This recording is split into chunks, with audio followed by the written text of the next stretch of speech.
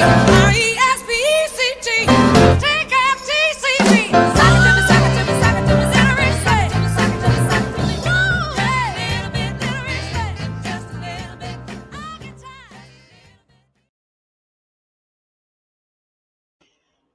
good evening, everybody. Welcome back to another Sunday, another Respect.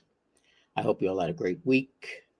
As I kind of intimated in the promo, it's going to be a slightly different Respect than you're used to seeing, slightly different me than you're used to seeing. Yes, it has a lot to do with what transpired this week, but it also happens to have a lot to do with other stuff. So I just want to preface all of this by saying to you that I will not be yelling at you. I will be yelling to you and not acting in the way in which I normally do. But I think for all of us, this is kind of to be expected.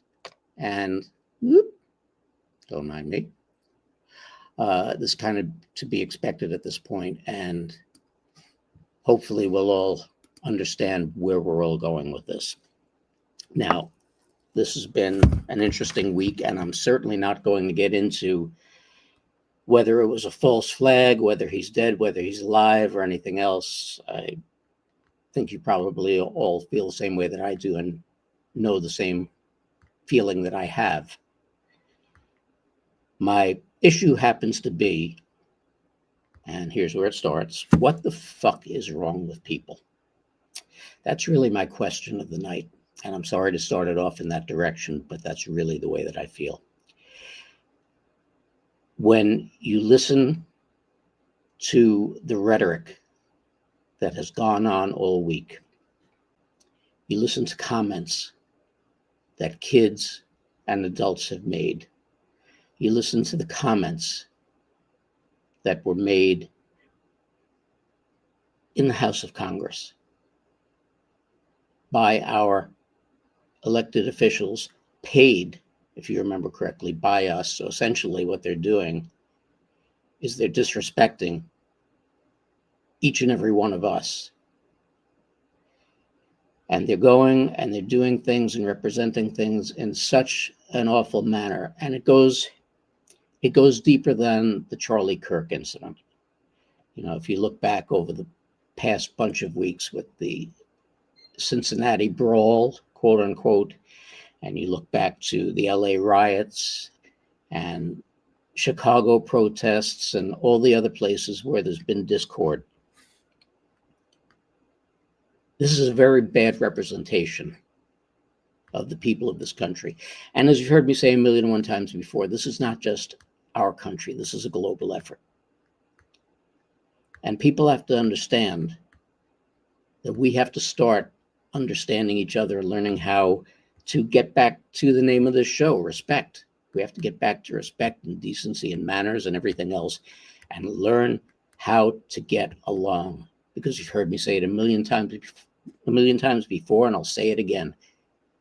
If we don't learn to change humanity, change the way that we act, we behave, we parent, we deal with each other, this little experiment of ours is going to die a rapid death, and there will not be a second chance because they already know what has transpired, and I don't think we're inventive enough to come up with another group of leaders to do this or another game plan that they won't be able to foil. So we better learn to get our shit together, and we better learn exactly how to straighten our kids out, how to get involved. And I'm kind of tired of listening every time I say, get involved, how many people will comment, well, I do this, I do that. If you're doing something, I praise you for it. But there are many people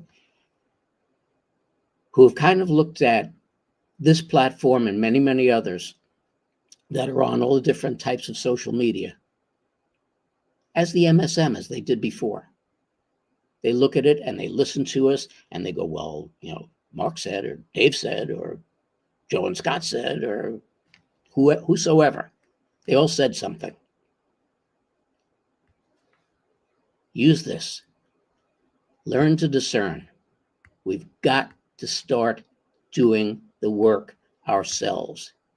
The military and the president and the rest of the patriots who are involved in this are not going to be leading us by the hand for the rest of our lives and doing what we the people, need to be doing, what we the people need to be standing up and keeping track of. It was because of our lack of vigilance since 1871 that we've gotten to where we are now. And I'm too old to sit around and wait for people to start getting into the action. Okay? I'm retired. I don't need to be going through this crap. But I do it because it means something to me, and I know that it means something to you also. But everybody in this country, and I know that it's seen in other countries as well, everybody across the world has to be doing their part. However small it is, however large it is, we all need to be doing our part. We all need to be reining in our kids. We all need to be reining in the teachers. And we all have to be keeping the powers that be at bay and holding them responsible for not doing what they're supposed to be doing for us. Now, actually, I put that through a lot nicer than I thought I was going to put it through, but this is respect after all. So I do have two other people with me tonight to kind of keep me at bay a little bit, but they will add to this discussion. You listen to this man, Alan Bell. And here they come now. You all know them.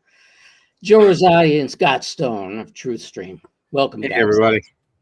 Good to be here, Mark. Good to be here, Mark. Yeah, looks like we've all hit our Danny Glover moment. Can you define that for the viewers? Yeah, well, not know. If you're a fan of the Lethal Weapon franchise, Danny Glover always says, "I'm getting too old for this shit." So, yeah, here we are. Yeah, shit. I guess if I have an opener now that I'm speaking, I better have something. I'm glad you're here. You know, Charlie Kirk's organization was called Turning Point, and that never really did a whole lot for me until it became a turning point. This is absolutely a turning point in the country.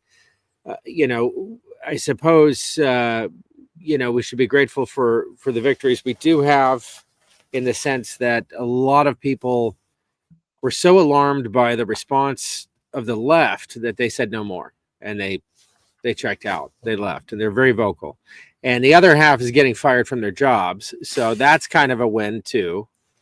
You know, Charlie was really unique. He was really amazing. Probably would have made a great presidential candidate.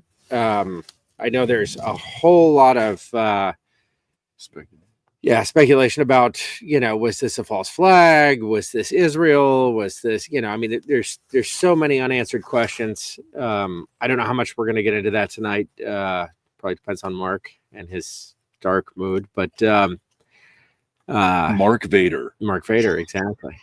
But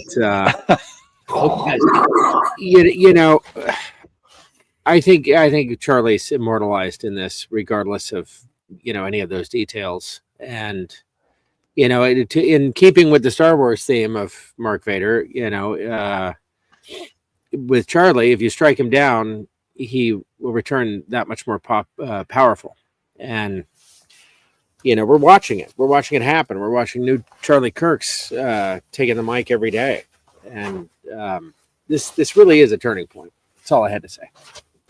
Right. Yeah. Well, and there's I forget what these chapters are. I'd have to look it up. But let's say there was roughly 8,000 chapters that were engaged in actively engaged in political.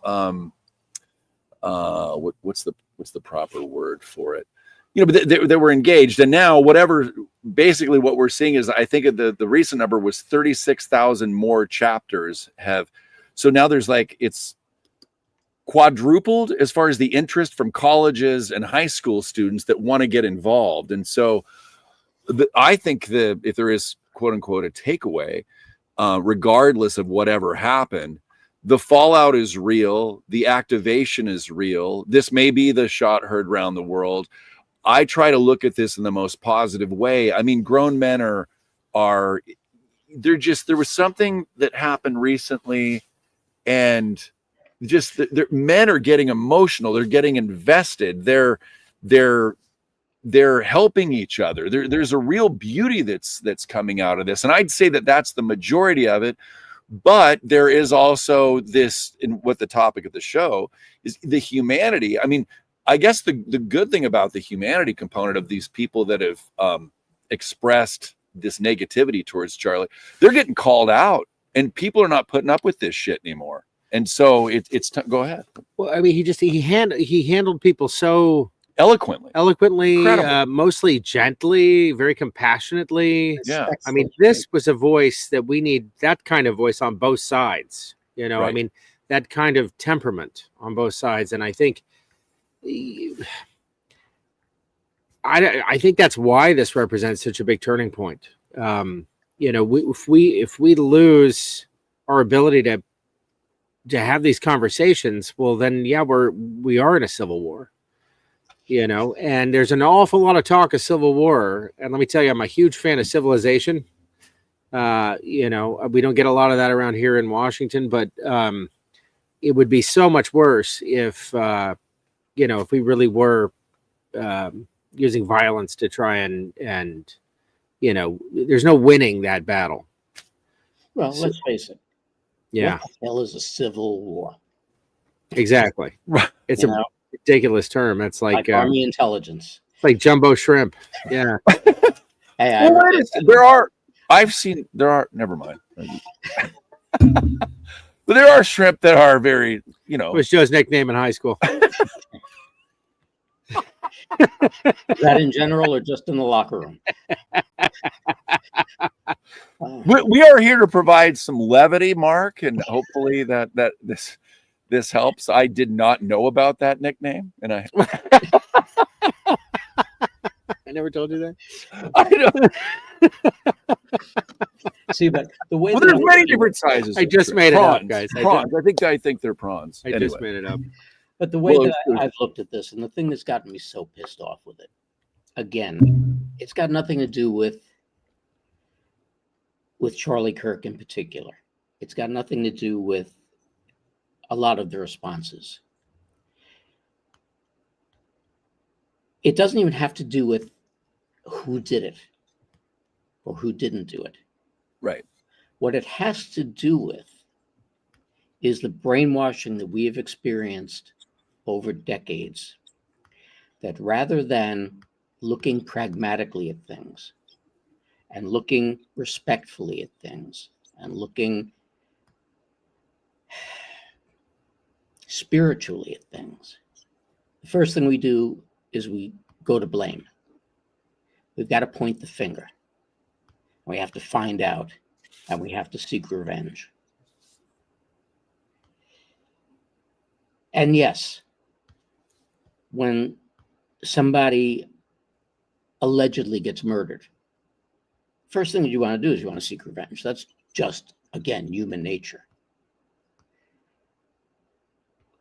But as I experienced with he whose name shall not be mentioned, from a multitude of reasons, when I did the first respect on this platform, and I defended another truther who was being slammed about all over the place because of information that people thought they knew and thought they knew the facts on, instead of researching, finding out how it had been adjudicated by a court of law, and being adult enough to abide by those decisions. And I think our society, the society globally, has decided to lean that way. And in a way, I do blame my generation, because I guess even though our parents tried to give us more than they had, and most of our parents were depression babies, so they definitely wanted us to have more than they had, we went above and beyond. We were raised with, you always want your children to do better. but we were maybe a little too overzealous with that and made it too easy for them. And that made it easier for them to be indoctrinated. And it made it too easy for them to feel self-entitled and self-righteous and go with the premise of, well, you know, this is the way that it should be and we're entitled to this, et cetera, et cetera. And then they pass that down to their kids. And it's gotten worse and worse and worse. And because of where we've allowed things to go and the indoctrination that we see in the schools and the universities and the bullshit that we've allowed my business to continue to spread to the people and add to the fray, and the lack of honest representation that we're getting from our public officials to keep things on the straight and narrow, everybody's gotten away from, I guess, you know, there's no other way to call it than that true placement of God and that true sense of, wait a minute, let's just give this a moment. We don't have to necessarily turn the other cheek with it, but let's think about this a little more logically and a little more pragmatically before we jump to action. And this is what we've watched people do.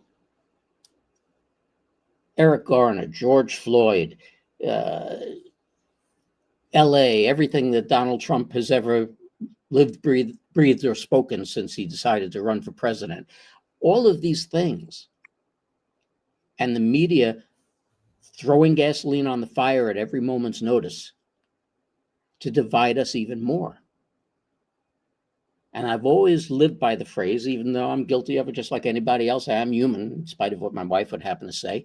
I am human, and I like to go by the idea of nobody can do anything to you unless you allow them to do it. And we have all allowed all of these entities to do this to us. You know, and how do you guys feel about all of this? Well, for the record, Mark's wife thinks he's superhuman. Good job, but whatever you did, that's impressive. Well, nice one. Yeah, but no, one thing, you know, moral outrage. You know, I mean, we saw what happened with George Floyd. We saw what happened with some of these ridiculous. You know, the left has a penchant for defending the worst of the worst. You know, the wife beating rapist criminal Venezuelan dude. I can't remember his name, Garcia something or other. Yeah. Not important. You know, I mean, there's one example after another. Kilmar. You know, we already had the moral outrage of the girl killed on the train or light rail, and that was hard to watch for anybody. I don't care who you are. If it wasn't hard to watch, you need therapy. But just to interrupt you for a second, Scott. Yeah. It's not so much, again, her being stabbed by some psycho lunatic on the train. Look at what the other people on the train did. 100%. How many subway pushings have there been in New York City over the past couple of years?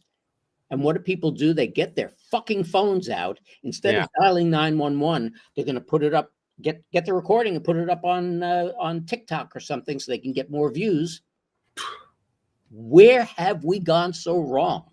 I would have done my best to, you know, subdue or kill that guy, but I saw what happened to Daniel Penny, so I'm a little reluctant now, right? I mean, that's kind of the sentiment. You try and get involved, you try and do the right thing, and what happens? And he was military, correct? Yeah, ex-Marine, but I mean, that's in all decent men. We all have that impulse, and it's disgusting that the impact of the Daniel Penny case and many like it have reduced that impulse to caution. You know, doing the right thing may cost you your life, or it may cost you years and years of your life, whatever it might be. You know, I mean, they've introduced this hesitation that is one of the most important features that every good man has in them, and that's vile. And I think it's turning around. But I want to point out one contrasty thing that I think is kind of encouraging, at least from the standpoint of people on the right, people that possess common sense. They've found all of this entirely vile. I mean, you'd think they'd be stacking bodies by now, right? You'd think there'd be reprisal. If the roles were reversed, there would be reprisal killings every day, and the media would be defending it. But on this side of things, everyone is very civil. They want to honor Charlie. They don't want to sully his memory with more violence. And this is, I mean, up till now, it's been true. I've heard a lot of strong language. I've heard a lot of calls for a purge, for, let's take the gloves off. It's time to really, bring it to them. But no one has acted on that. And I think that says an awful lot about human beings and about Americans and about where we're at right now. You have the old phrase. I don't remember who originally said it, but you can look at everything from the sense of an eye for an eye and a tooth for a tooth, but then all you end up with is a bunch of blind, toothless people. Or a sack full of eyeballs and teeth. And exactly. I've got like dozens of those. They're worthless. They don't do you any good. And this is the whole point. There is a lot of people on the right have spoken up in regard to the fact that exactly what you had just said, that had it been the other way around, there'd have been all kinds of riots, all kinds of violence. Lord knows how many times we would have heard from Sharpton already. Had it been a white girl stabbing a black guy to death. But when you look at this and you look at the fact, I think it was Tyrus on Gutfeld that happened to say, did you see all the cars in the cities burn? Oh no, that was the left.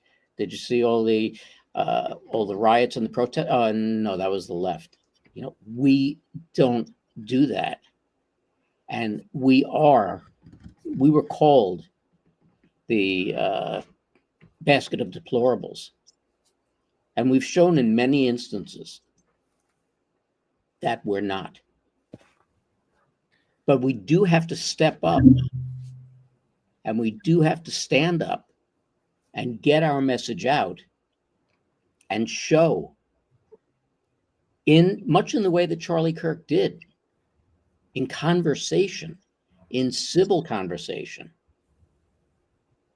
how wrong these people are, and that they can agree to disagree and they can argue all they want.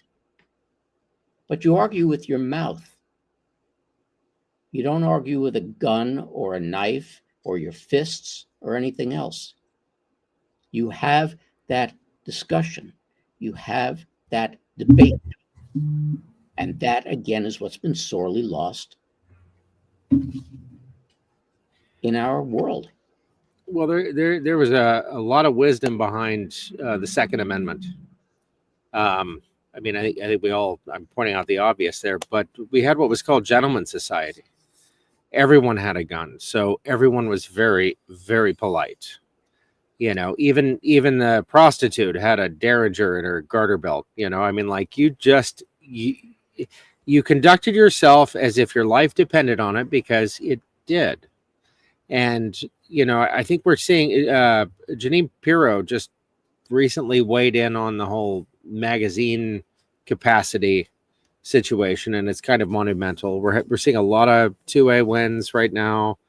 There's a program going on right now where for all of the ammunition that is ordered by the military, there needs to be a certain percentage of ammunition that becomes available to the public, to make sure, there's a lot of incentive to arm the public. I think all firearms training needs to be tax deductible. I think ammunition should be tax deductible, and so on and so forth. And we're kind of moving in that direction with this administration, which I love. But we need to be able to bring back the Good Samaritan. We need to be empowered to do something when we see something. Again, I'm thinking of the girl on the train. I mean, we need to be able to react to those situations without fear for destroying our lives. Well, let me bring up some of the things that I brought up in the past with this. One of my favorite things to go back to, and well, actually, I'll take a step even farther back than that. I don't know how many people would remember this. This is back in the 90s. The Tawana Brawley case, which is what pretty much so rose Al Sharpton to fame. And this was a 15-year-old black girl in, I think, one of the upstate counties in New York, just above Westchester. And she claimed that she had been sexually assaulted by the district attorney of that town. And of course, all kinds of protests and all kinds of anguish and people up in arms about what this person, this white person, did to this poor black girl. And then they come to find out that it was all a crock and that she made the whole thing up. And the DA was vindicated. The two attorneys who represented Tawana Brawley were disbarred, and nothing happened to Al Sharpton. He only rose to fame from there and continued to make matters worse. We had the situation in Staten Island, the famous chokehold death of Eric Garner. Black man selling Lucy cigarettes on the street. That would have been his 42nd, not arrest, but desk appearance ticket. He was a recidivist idiot, basically. Very, very plain to see, which you didn't have back in the time of the Tawana Brawley case. Very, very plain to see on the video that we kept playing over and over and over and over again while the reporters did the stories condemning these police officers. Very plain to see Garner, who was a moose, was brought down to the ground and was going, I can't breathe, I can't breathe. Nobody had an arm around his neck. Saw that. Holding him down. They weren't holding him face down. The family ended up with $5 million for a wrongful death suit. The cop ended up in jail. This is the society we have allowed to come to. And we've allowed the society to come to that through our leadership, through our media, and through our rational action and paying attention and trying to correct wrongs where we see them, instead of sitting back and going, I don't want to get involved. No, let somebody else do it. That's been our biggest problem, is let somebody else do it. Hey, remember Hillary Clinton defended a child rapist and kind of withheld evidence. She was laughing about the outcome of the case and admitting that she knew he was guilty. Was that her husband? Oh, wow! It didn't get a lot of. It didn't get a lot of press then. Not like it would now. Especially if we brought race into it, or whatever is going to trigger the media to. We keep getting back to the fake news is the enemy of the people. Donald Trump declared that in his first term. I think he declared it prior to being elected. He's absolutely right. I don't know how. It's pharmaceutical money that's keeping these people alive at this point. Doge put a crimp in their agenda, but for God's sakes, let's get that legislation out there that they can't advertise pharmaceuticals anymore, because that will put an end to these assholes. Absolutely. But it's so unscrupulous. It's so CIA adjacent, I would say. I mean, it's disgusting that this has been allowed to go on, and I think it's so that we will end up with the impression that will endure. You know, when you just win, it's easily forgotten. You know, if you really have to earn that win, you're never going to forget it. And I think we've had to endure an awful lot of things as a nation for just that point. We can never forget this. This needs to be fundamentally part of the fabric of our country from here until the end of our country. I mean, for the hopefully eternity. Right, exactly. It has to become part of our everyday lives.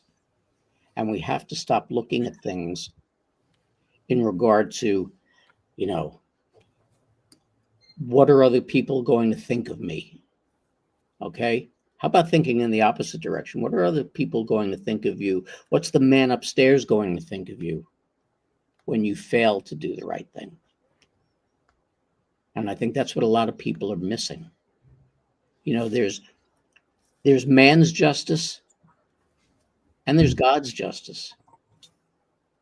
And we've gotten so far away from God's justice that we're not doing the right things by ourselves, by our kids, by our grandkids, or by the rest of the population of this world. Before either one of you answers, I should have said this before I got all overheated and ranting and raving. Tonight, for the first time in a long time, is kind of an open lines thing for anybody who wants to call in and air their views. No, it's not call it's call in, Mark.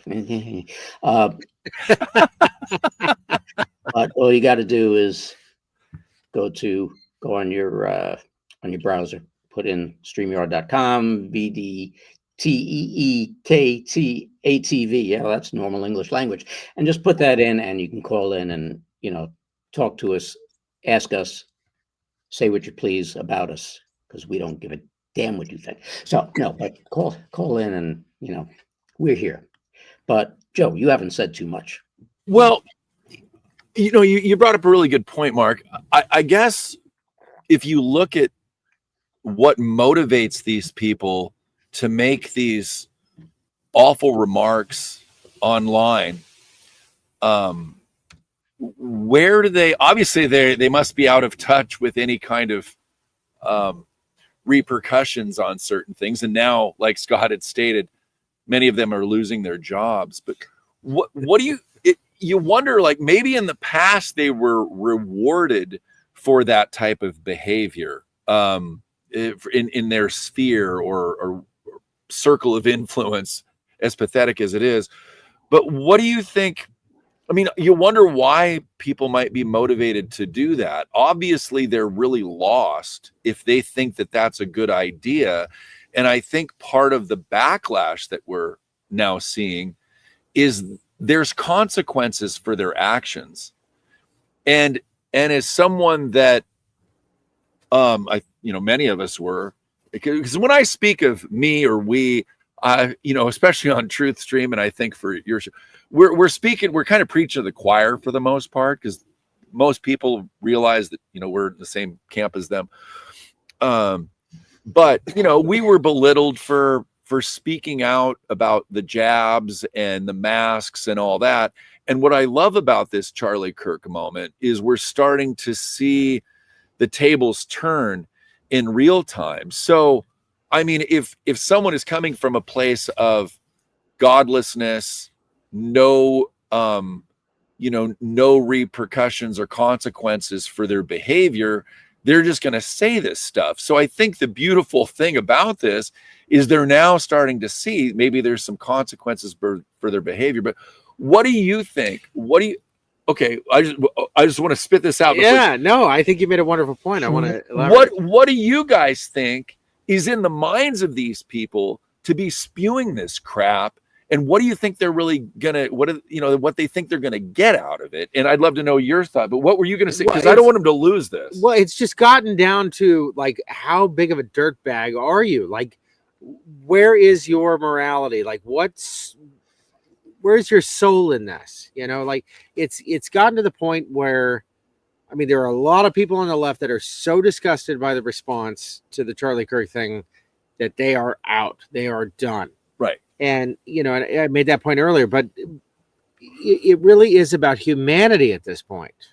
That's why I Hence opened the with the title of the idea that it's a turning point. It really is. People are finally checking in.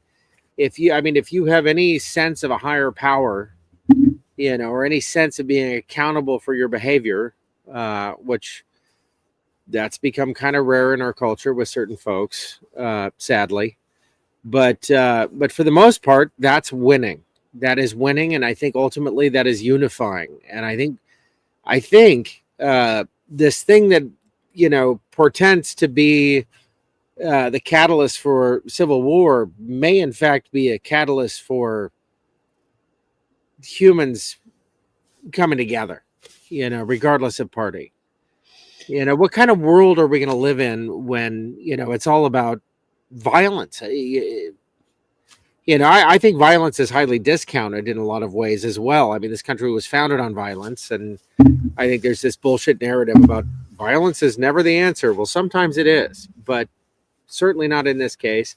And certainly, you know, under God, whoever your God may be, you're accountable. You're accountable for your actions. And I think a lot of people are confronting that this week. You know, I guess in some ways I'm a little bit jaded. Combination of age and what I did for a living, et cetera, et cetera. And it's one of those things whereby you look at the way that people are.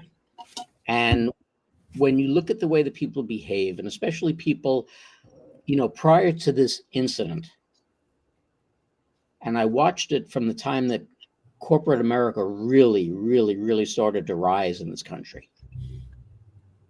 And during that time, it paid to be a scumbag. It really, truly did, because then you rose through management. The more of a scumbag you could be, the higher you would raise, because you were unafraid of firing somebody for, you know, scratching their ear or picking their butt or whatever. You know, that was what made them the tough guy. And it just got worse and worse and worse as you went through this. And I've always blamed it on Reaganomics, but it actually goes back to that era, because it created that me generation where the focus was always on me. It's what I think, it's what I feel, and screw the rest of you. And this is the first time in all of this time that I could honestly say I see them, and it's probably just, you know, a CYA moment for these people. But I see them firing people and getting rid of people like they would have for, you know, making a black joke or a female joke or anything like that, and HR would come down and fire you because of it. Now they're doing it for a more correct human relations. Right. And that's what it boils down to. Not It's this. huge. Yes, it's a huge difference. So, Are you about to say it? No, someone's cooking a steak. That's You have to say huge. He actually eats steaks now. So it's crazy. I know. Only Humane, though. well, we do have a caller. So let's. Good. I hope Amy or Vegas comes on in from our side, but because they've been on our show before. But Well, let's this is Pamela. Let's bring in the callers, ladies and gentlemen. Hello, Pamela. Hello, can you hear me? I do hear you. Yes. Hi, Pam. Hey guys. Oh my gosh, I love you guys, all of you. Thank you. We love you I too. watch you guys all the time. I actually called in to Dave before. And I just feel like nobody was calling in, so I had the opportunity. You guys are upstate in Washington. There's a lot of liberals up there. Yeah. I live in Connecticut. There's a lot of liberals around here. Oh, hell yeah. But I've been crying off and on since Wednesday. I'm kind of torn. I'm kind of confused too. I don't know what's real, what's not real, but I'm kind of leaning toward it's real. And it's shifted a lot. It's been God is working in mysterious ways, as he always does. And what it's doing is actually flipping a lot of liberals over to our side. And I'm finding, my belief is, and I watched Carrie Kay today talk about this. I don't know if you guys know who Carrie Kay is. I love Carrie Kay. I love Carrie Kay too. And she spoke about spirituality and religion and how we're kind of coming together. And she spoke about these entities that are looking for hosts. Well, they found them, and the liberals are out there speaking praises about this killing in front of millions of people around the world. Not, and not just his children and his wife, but the young kids in the audience. I mean, it's traumatizing. It's traumatizing for me. I'm in my 50s. I've been through a lot in my life, but this has really affected me. And there's something about it. I think God is working through this tragedy to get people to wake up even more and to be steadfast in their conviction and to be willing to put on the armor of God, and nothing can stop what's coming. I was walking my dog that day. I live in a mill building and I have a shepherd. I walk him. And my neighbor who lives just next door to me here, young mother, I was walking the dog, and she was standing on the stoop waiting for her son to get off the bus. And she was like, "What's wrong?" I'm like, "Well, Charlie Kirk was just shot." She's like, "Yeah, I know, I heard. I don't like Trump." I was like, "What? This is what you have to say in response to what I just told you?" And now he's dead. There's liberals all around me in this building. There's some MAGA people here too. There's some MAGA normies. There's some that are waking up because I red pill like crazy. Good. But it gets to the point where, I'm stiff arming people now. You do your own damn work. I've done my work. I've done my spiritual work. I've done the dark nights of the soul work. I think there's still more there for me to do, but it's time for people to start to wake up. And I was reminded of a podcast that Mike Jaco did with Ishmael Perez, and they both agreed they're going to require a solar flash in order to wake these people up. So what are your thoughts on that? I'm glad to be speaking to both of you guys and Mark. I'm really excited because you guys are like, you're my go-to guys, like all of you. Oh, that's so great. Seriously. When you're on with Patriot Underground, and I love it. And I always look and see who you have on. I go try and follow you guys when I can. I'm very, very busy working with Absolute Storm's campaign with the Patriot Switch. So I'm pretty busy, but Right. I try to get on as much as possible. And I knew that you were on, Mark, and I have so much respect for you. I'm glad that you're on while Absolute Storm is on. That's a plus for me. Yeah. I know. I'm kind of like watching the memorial service and then kind of bouncing between you guys and them, but I'll go and watch the replay or whatever. But yeah, but I have, what you see and what you just expressed is what I'm getting at tonight. What the hell does it have to do with a damn thing? That don't like Trump whether, like I said at the beginning, whether I'm not going to get into whether I think it's real or fake or whether he's dead or alive, but when you heard that a young man, a young son, a young husband, a young father just had his life taken, it's a damn what you think about Trump. Where's your sense of humanity? And where we've all gone, and that's the problem. Look at how we've been conditioned, though. Look at football fans, for crying out loud. And those games are fixed, by the way. I don't begrudge anyone, Who spends 4 hours a day watching something. wearing another man's shirt in front of their wife. It's kind of a bad look. Never mind. I mean, the whole thing is bullshit to me, but it really is. People invest so heavily in this, and it's all about this perception of winning. And they know all the stats. But the only way we're going to win is if we get this shit right as human beings together, and that requires a certain decorum. It requires a certain method of operation. I mean, you just be a good person, for crying out loud. You don't herald a person's murder. Right. I know. You don't do that. Mm-hmm. And you know, that I think that's kind of what's winning the day. I really do. Right. They're just exposing themselves.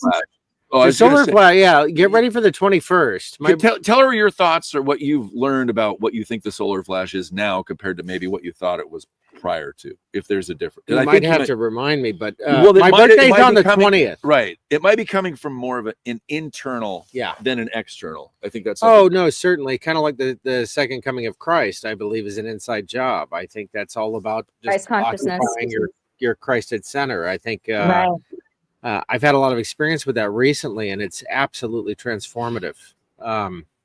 Wow. You know, yeah. I mean, you know, your individual needs and wants and so on and so forth, and I guess this incarnation or whatever you want to call it, really take the back seat when you open yourself up to what we're really doing here. It's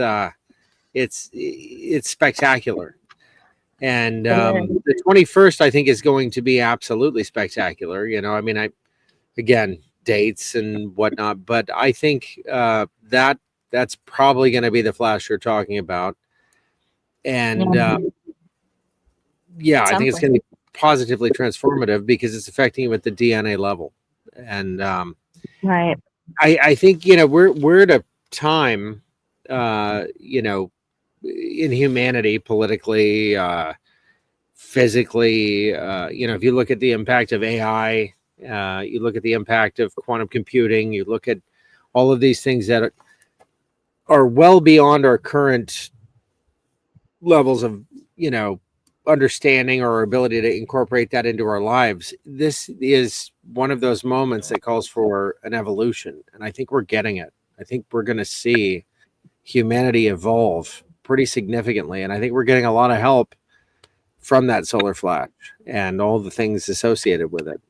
And I think I'll go a step further. I think we're gonna learn an awful lot about our universe here very soon, and the fact that we are most certainly not alone. And there's a whole lot of technologies that have been kept from us that you know, I don't see us being in a well, let's just say I think we'll be in a post-scarcity world here very soon. For sure. And it really is about your character. It really is about your spirituality. It really is about your connection to God. Yeah. Mm-hmm. That's I hope that solar flash ends up being kind of like, you know, Men in Black. It's God's little neuralizer. They'll flash it and go. No, it doesn't work that. It works the opposite way, Mark. You know, I would really sincerely hope that it works that way because good God, we need a little bit of proper brainwashing. You don't forget anything. You remember everything. That's how this one works. There's a movie with Scarlett. I think it's Scarlett Johansson talking to, I think it's Morgan Freeman. Yeah, Lucy. And her brain's starting to come online, right? Yeah. And just think about this, guys. We've been made to what we've been made to think is normal is a very, very small percentage of what we're capable of. Mm-hmm. So, and we think that our, you know, I mean, if you, I guess where I was at, I just thought the best that life could be, especially after getting to a point where I thought, okay, well, I'm probably just going to be in my Airstream the rest of my life. And this is before we started TruthStream. I really thought, you know what? I'll never own a house. This is about as good as it's going to get. I've tried everything I can with film and music and acting, and the rest of my life is I'll probably be bartending and maybe making a little bit doing podcasts. This is before TruthStream. And I was resigned to think that was about as good as it's going to get before the Great Awakening.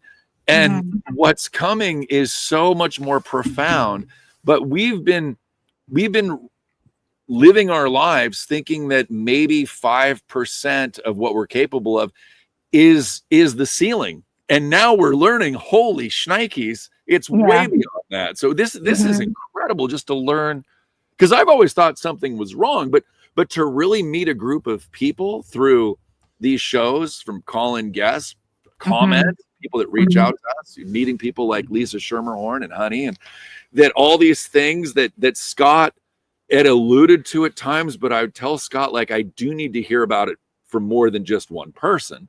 And it's one thing to watch videos, but when you start interacting with people, it's like, it's mind-blowing. So what's coming is absolutely incredible. So I just wanted to say that, because I was resigned about 5-6 years ago, just thinking I'm probably going to die in my Airstream, an old man, and I gave him my best shot. And that's And really I handed him the chopsticks, and I was like, "Capture the fly," and he was like, "Fuck, I'm out."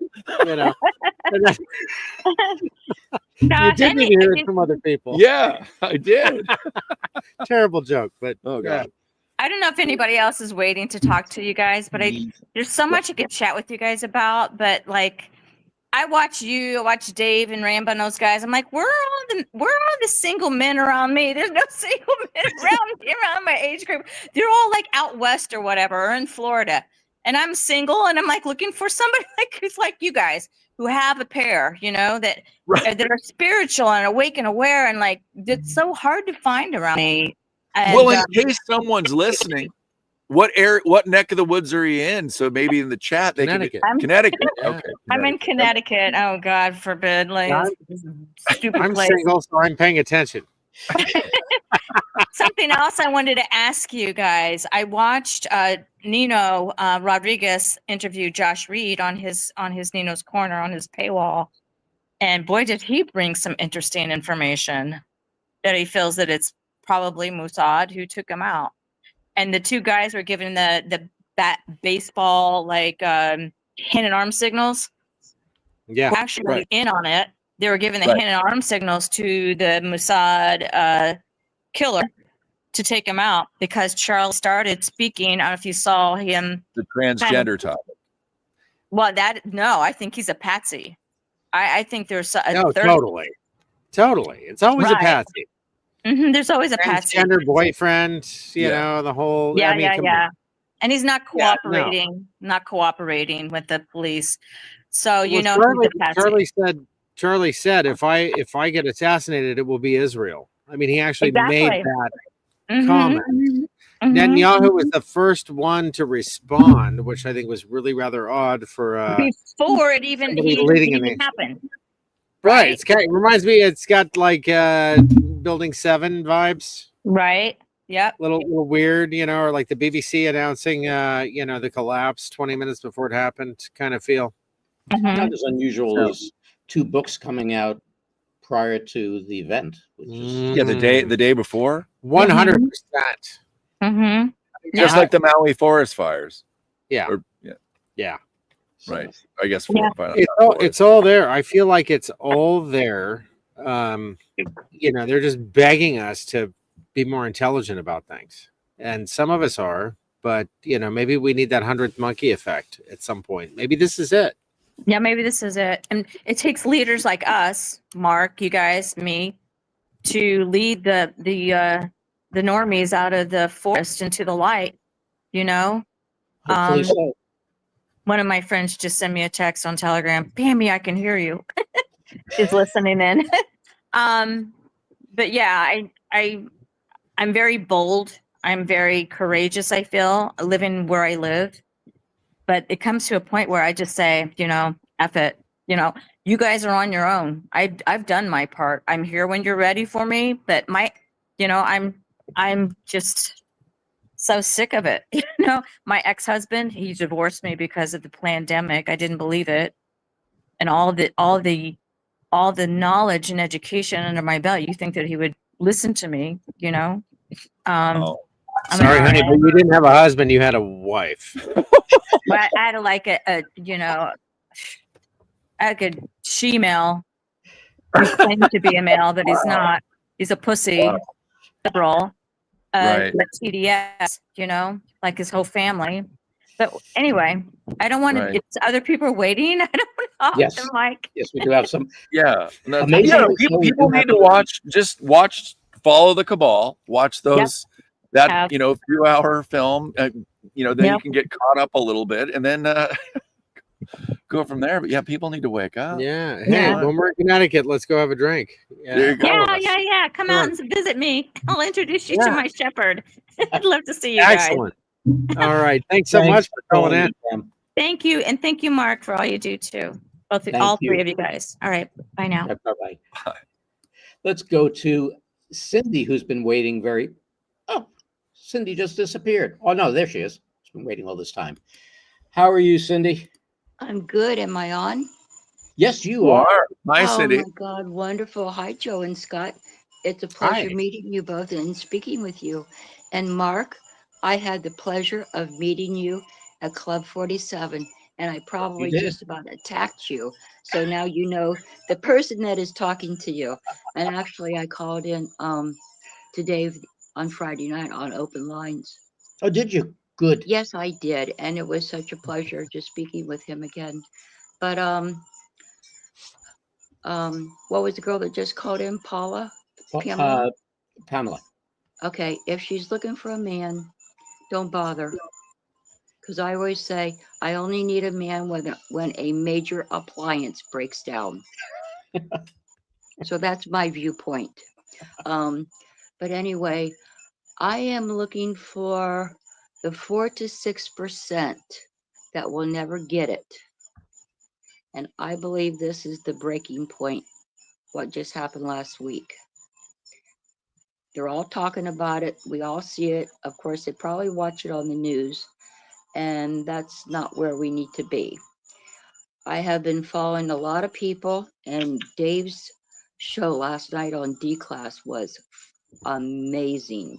So if anybody that didn't get a chance to see that, go back and watch. That really opens up your mind. Who is playing these parts? Who are these actors? And all the footage that I have seen from Charlie Kirk and people pulling it from frame to frame, you can see that it's been staged. Even from his hands in the casket, you can see the rings on Erica's hands. There's just so many things that show that this was a staged event. Whether he died, I don't know if we'll ever know. Well, I do have an opinion on it. I promised I'm not going to get into that, so I won't. But I do happen to agree with you greatly, Cindy. But what just happened last week, it woke up the whole world. I mean, we're seeing people all over the country doing little ceremonial events and stuff like that. So I do believe it opened up a lot of eyes. God, I hope so.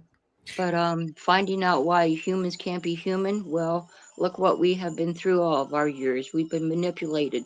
We've been told by the TV until we finally said, hey, I've had enough. I can't watch TV anymore. Ever since JFK.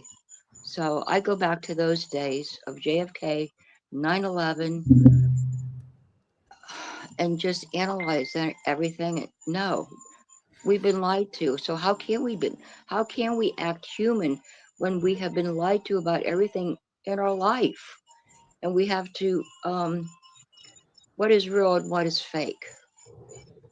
That's the way I look at it. I'm real. I see myself every day.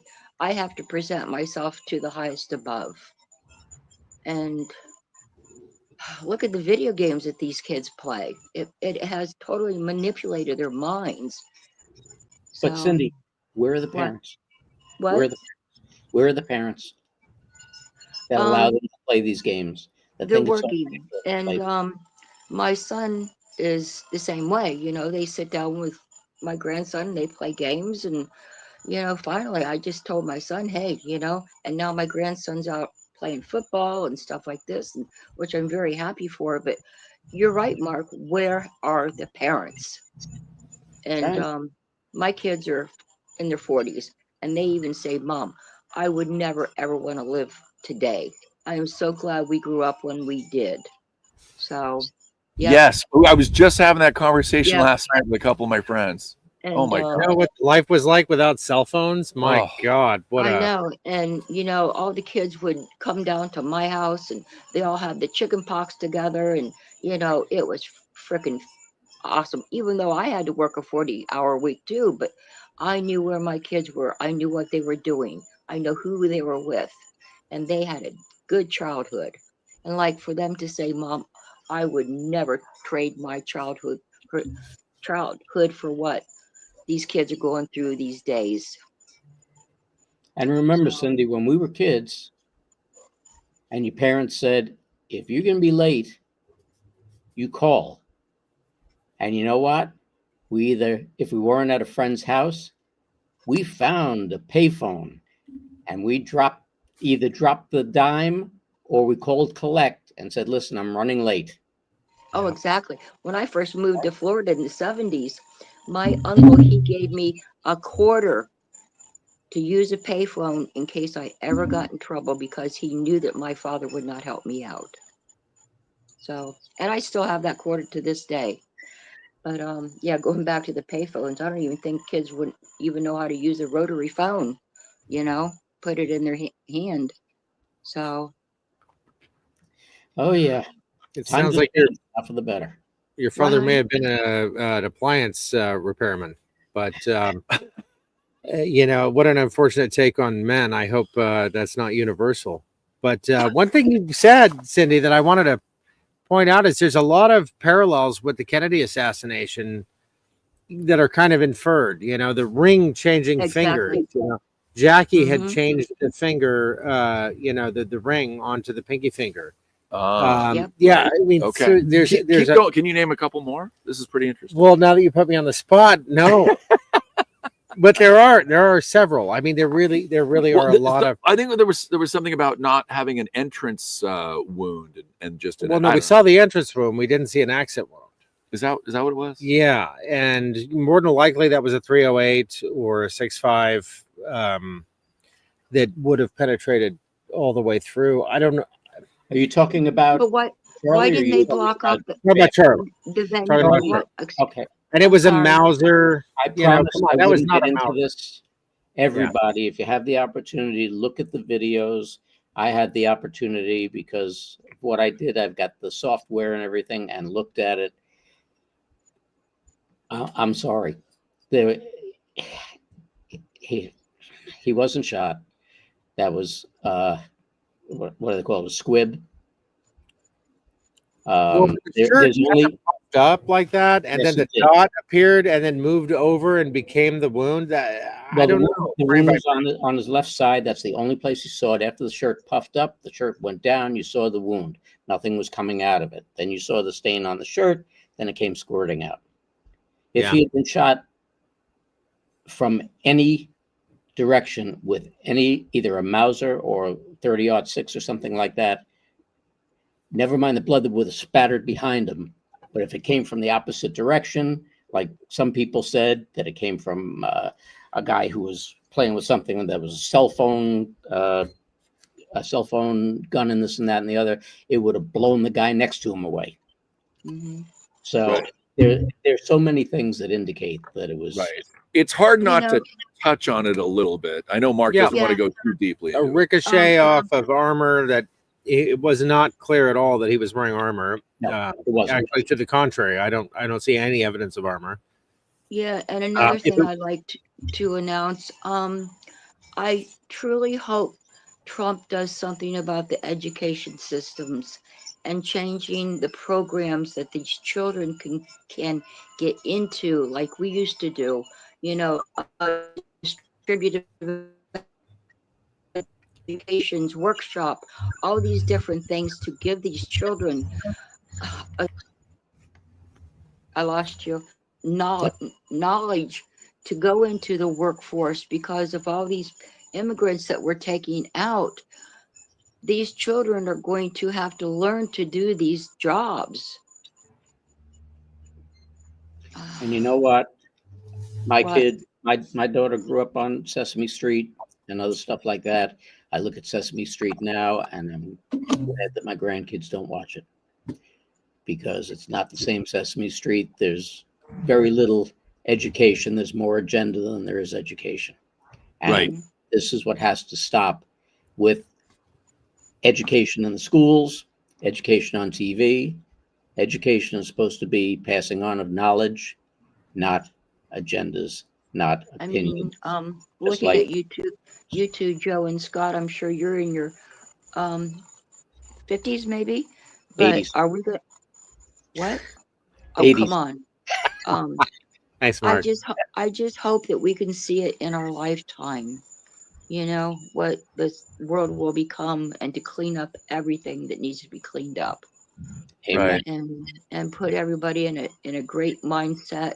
And come on, let's just change this world. We gotta change this world. And is it up to us or the younger generation to change the world? I believe the younger generation. We have to show them how to do this and to tell them what to do. Right. I do want to say one comment. I think it's really amazing and beautiful that Charlie didn't even go to college. It shows it yeah. shows so much. I just think that's Yeah. fantastic. Trump And how right he University. was. Yeah, I love that I Trump never- announced. I that never there's had gonna that be- opportunity. My dad kicked me out of the house when I was 18 years old. I never had that opportunity, you know. I don't know if so it's really an opportunity anymore. Well, now with Well- Trump, everyone's going to have that opportunity, free of Well, that's charge. it. And hopefully, if the schools are not indoctrinating, then it can be really used for education. Well, rather I than think there's going to be a indoctrination. vetting process, and I think Right. that when we see the universities that have exploited intelligence opportunities, I'll say, I mean, it used to be, like a semester at Harvard was like $800. Now it's $35,000. And who can afford that? Right. Right. Nobody can. If you're in the club, you can afford it. Well, Right. A lot of us aren't in the club. Thank God Look at for where AOC grew up. Look at where who's the loudmouth black lady? The Which ghetto, one? the ghetto thing. I know that, and she's very refined. Crockett. Yes, Crockett. I thought that was tough. Yeah, no, I know. Little Miami Vice Yeah, reference. she's a great friend of oh God, I can't. Yeah. Anyway, no, I mean, Betty Johnson did a great unveiling of that. This is how this acting that we're seeing. Is it for our benefit? Is it to distort reality? Is it to wake us up to reality? I mean, I think AOC is on our side. She has to be, because she's certainly not serving any other side. Well, I feel that way about AOC and Crockett because I'm sorry, ain't nobody that stupid in the world. Yeah. It's just, I think that everybody, including Charlie, are playing their part. Okay? They've played their part. They're doing what they have to do. And the whole idea is to wake up the public. Yeah. But you know something? All the other stuff has been a little too subtle. This was a little more brash. Yeah. Yep. Yeah. There's another thing that I told Dave on Friday. I said, all of us that had to go through JFK, we all knew where we were that moment in time. We all felt pain, and we still feel pain to this day, but we never got the truth. We always had to go and back check ourselves and stuff like that, and to ease our minds about him. These kids that just saw what happened last week, they're being shown what happened while we saw what happened to JFK. Now they are going to remember that day of Charlie for the rest of their lives. Now, how are they going to handle it? Are they going to feel pain and go through the same thing that we did to this day? Because those kids never got to witness what we did. They never went through the mourning of losing a fantastic president. They never knew Kennedy's background, what he stood for, how he fought for us. And here Charlie did. So it's just things that we have to promise that happens. And the sad that- part is, unless education changes, they're going to get whatever the popular view happens to be. Well, that's it, Mark. And oh, golly. Some days I just want to go scream, you know? Wake up, kids. Wake up, honey. So, Well, I think so many of these kids now with social media, there's many that are doing what we're doing by analyzing it, and now a lot of them are waking up to, I would say, maybe getting more in touch with what Charlie stood for, mhm. and they're able to go back and look at a lot of his speeches. So I think there's just like many kids that are the same age, when we were young, there was a Michael Jackson or a Prince or a Tom Petty, what have you. And now these kids, there's so many genres and subgenres. Some kids are going to have a bit of a different experience. Some of them have a woke parent that might have brainwashed them into thinking, unfortunately, this is a good thing. Some of these kids are conspiracy theorists, and they're probably back looking at AI and, all the stuff we talked about. And then there's some kids that are going to turn to their Bible. And there's not like a blanket statement on what kids are going to be experiencing from this. I mean, I do think overall, yeah, there's going to be a lot of kids that the majority likely are going to have this, oh my God moment. But I think that they're going to be able to get to there. I think there's going to be something, and Scott had an amazing theory about this. I think we're going to get some kind of answer in our lifetimes. And can you let folks know what you thought about Charlie? Well, yeah, I mean, this is a little out there, but but it's so worth is our saying. audience. It's worth saying. I think it's So really if we've got Looking Glass, Right. You're all familiar with Looking Glass. We already know physics is proven, time isn't linear, so our relationship with time, you're looking at Tesla, whatever, blah blah blah. I think putting that part into context, this happened on September 10th. September 11th is a big satanic holiday. It also happens to be theoretically the actual birthday of Jesus Christ. Yes. That's why all these things happen on 9/11. This happened on the 10th. Nothing happened on the 11th. I was waiting for the Golden Gate Bridge to blow up. It didn't happen, but thankfully. But I think it might be a situation where when we finally get the reveal, it will be like, well, we had this data. This has been proven throughout this whole plan. And Charlie's still alive, but we had to do this because it would have happened for real the following day. Or something along those lines. Right.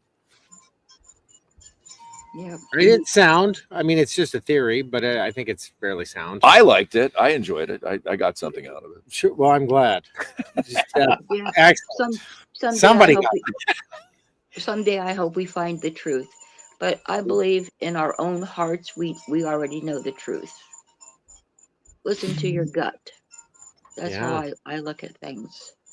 So, Yeah, we're in the all right, you Matrix. guys, I will let you go. Mark, Thank you, it's such a Cindy. pleasure. And I hope Thank you, to see Cindy. you again soon. Absolutely. I hope so too. You be And well. your shows are phenomenal. They really are. You're doing such a wonderful job with humanity. So thank you, sir. I appreciate Thank it. you. Always You're a welcome, pleasure. sweetie. Okay. Take care. Bye-bye. I'm gonna stay. I'm gonna keep watching you guys, but I'll shut my mic off. Okay, thanks. Okay. Bye, you guys. Thanks, Cindy.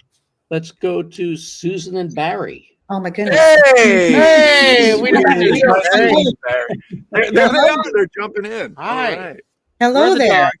How you doing, guys? We made it. I don't see any There's dogs. Barry. The dogs are Hopefully the they're dog, with us. But the dogs are. Hopefully they won't bark. You'll find out. Hopefully they won't bark. We love you guys. Yeah, we're What's so up? grateful you joined us. They always have some great insights. So please go ahead. What are your thoughts? No, oh my God, live up to this. go ahead. Ladies first. Well, I'm calling in because, first of all, I love all you guys. Of course, I say that, but you are our guys, and Mark and everybody else, Rambo and the whole gang. We just love, Dave. We listen to them as well, and we really appreciate all the information that we get from you guys. And heartfelt information is very important.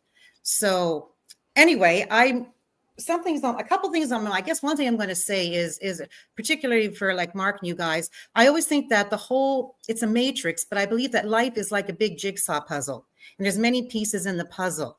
And you guys are trying to help us figure out this puzzle and giving us pieces. And slowly but surely, we're putting it all together. A big piece here, a big piece there, another piece here. And there are many components to this puzzle. And as you alluded to earlier, there's a spiritual aspect. There's many other aspects to it. And I guess it's individual, but there is a big puzzle. So I appreciate that we are learning from various people to help us get our puzzle done. So I just want to say that it's a big puzzle. We're slowly getting through to finish our puzzle. So, but what I really have my mind on is what happened with Charlie. It really bothered me. I was near tears when I first heard it, and I was very emotional. But somehow something didn't feel right about it, right? And the rule is you have to wait 48 hours to see, let it settle and see what happens. And yep. I did that. But even before, because I'm a bit intuitive, but a little bit psychic, and I just thought, I don't know. So I basically, either it was a real deal or that it was staged by the White Hats, or it was a soul plan. If we want to go there, it was a soul plan before he came in, this was going to happen.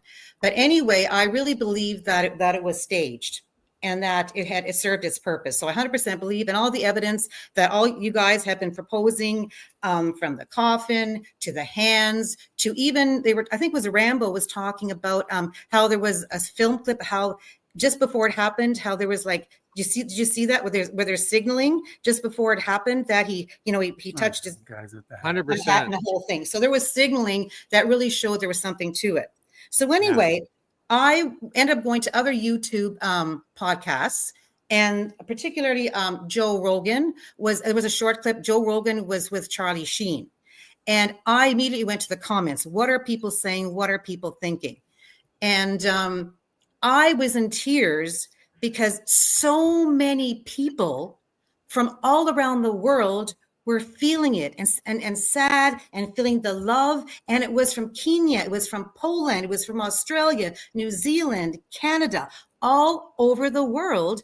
People were feeling it. And I thought, wow, the shot heard around the world. Yes. So I see it as a very positive thing. We are uniting around the world, and we are feeling for this man. So to me, that's what had to happen. This is very important for humanity at this point, that we all get together and show the true feeling and the love we have for humanity. And it's not everybody, but it's more than you think. And we have to show whoever God, whoever else is out there, that, if there's other beings out there that are working with us, we have to show that we do really care. So I took it as a very, very, very strong negative. And even I went to Megyn Kelly as well. And as well, the comments there were the same thing. And there were 1 million views. Like, it was just astounding. But everybody was feeling the same thing. So I saw the love. People are talking about hate. And I believe that happened. I saw some comments, but I saw the love. So anyway, so I think this is where we're going to split.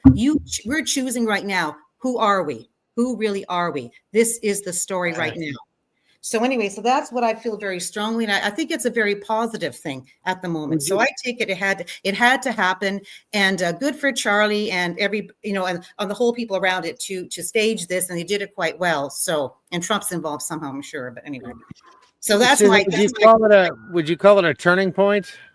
Yeah, absolutely. It sure feels like a turning point to me.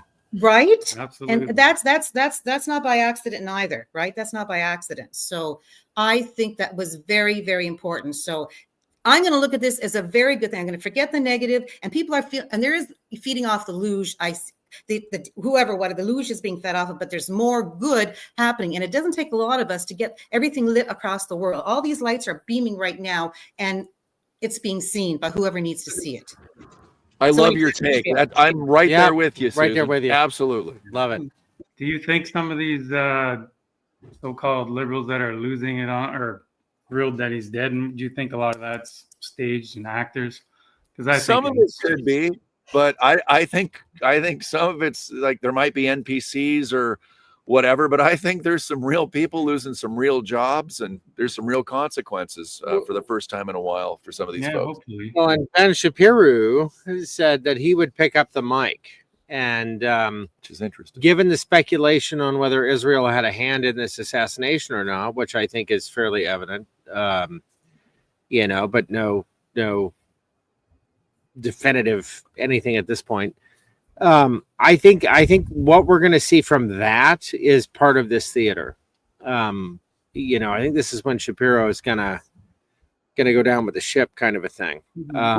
I think honestly, who's the fellow? Very controversial guy. I'm drawing a blank. Nick Fuentes. Oh, right. Somebody posted like, "Great, Charlie passed the mic to Nick. Good luck with that." It was Bannon, Steve Bannon's like, "Now you have Nick. Good luck with that." And I think it's kind of interesting because it sort of illustrates this shift. There's a massive shift. I mean, there's a lot of leftists that have tapped out, like, this is not cool. But there's a lot of people on the right that were kind of sitting on the fence. And I don't know. I think this is polarizing in appropriate ways, I suppose. I was a little nervous about all the talk of civil war and whatnot. I think we've all grown too fat and lazy to actually take up arms and do anything about it. Yeah. I'm surprised for those that are, we don't have a body count, but I think it just speaks, it speaks to the humanity that we have on the right. We just want respect for one another. We just want, we just want to escape this indoctrination, this crazy, you'll own nothing and like it. ESG, DEI, all of this bullshit that was so incredibly polarizing and not good for anyone. And this feels like we're moving in the direction of a return to center, maybe. Maybe that center moved kind of like the Overton window. I don't know, but hopefully it's a more moral future for us. Could only hope. I mean, I'm still the jaded media person. Yes. I dealt with. I could have been a proctologist. I dealt with so many. Well, you were an amateur proctologist. Wow. Yeah, right. Yeah. When your head is tilted like that just a little bit, you so remind me of Charles Grodin. You just I can a see that. lonely guy with Steve Martin. See that. But, it was one of those things. Even back in the 80s and 90s, we used to use that phrase that the business feeds you bullshit and keeps you in the dark. That's why we're mushrooms. But it's the type of situation where I do see, especially in New York and any of the big metropolitan areas, you do see a lot of these assholes, and they're not play acting. They're just plain assholes. Yeah. And is there hope for them? Proctologist. Exactly. My career is shit. Oh, man.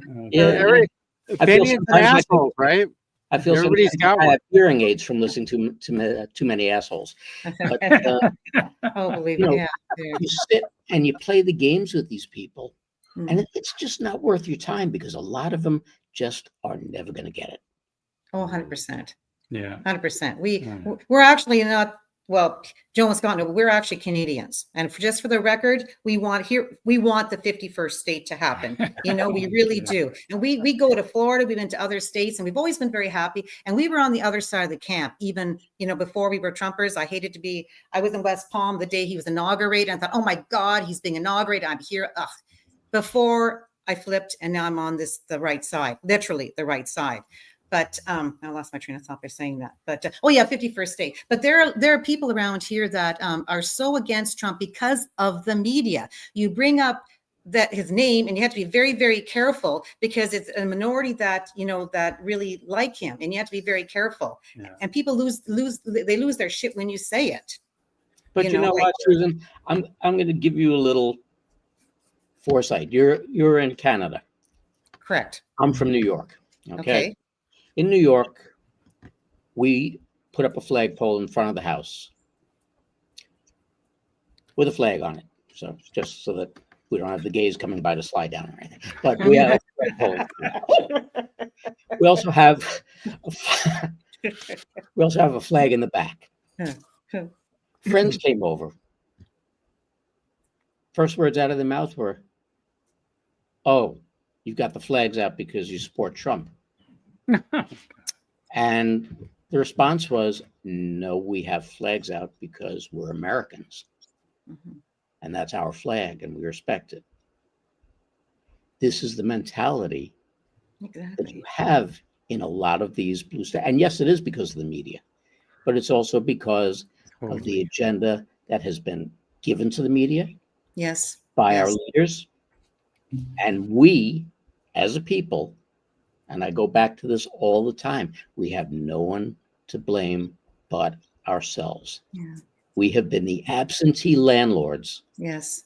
for decades, and we have allowed our employees to go and bankrupt our business and sink our business.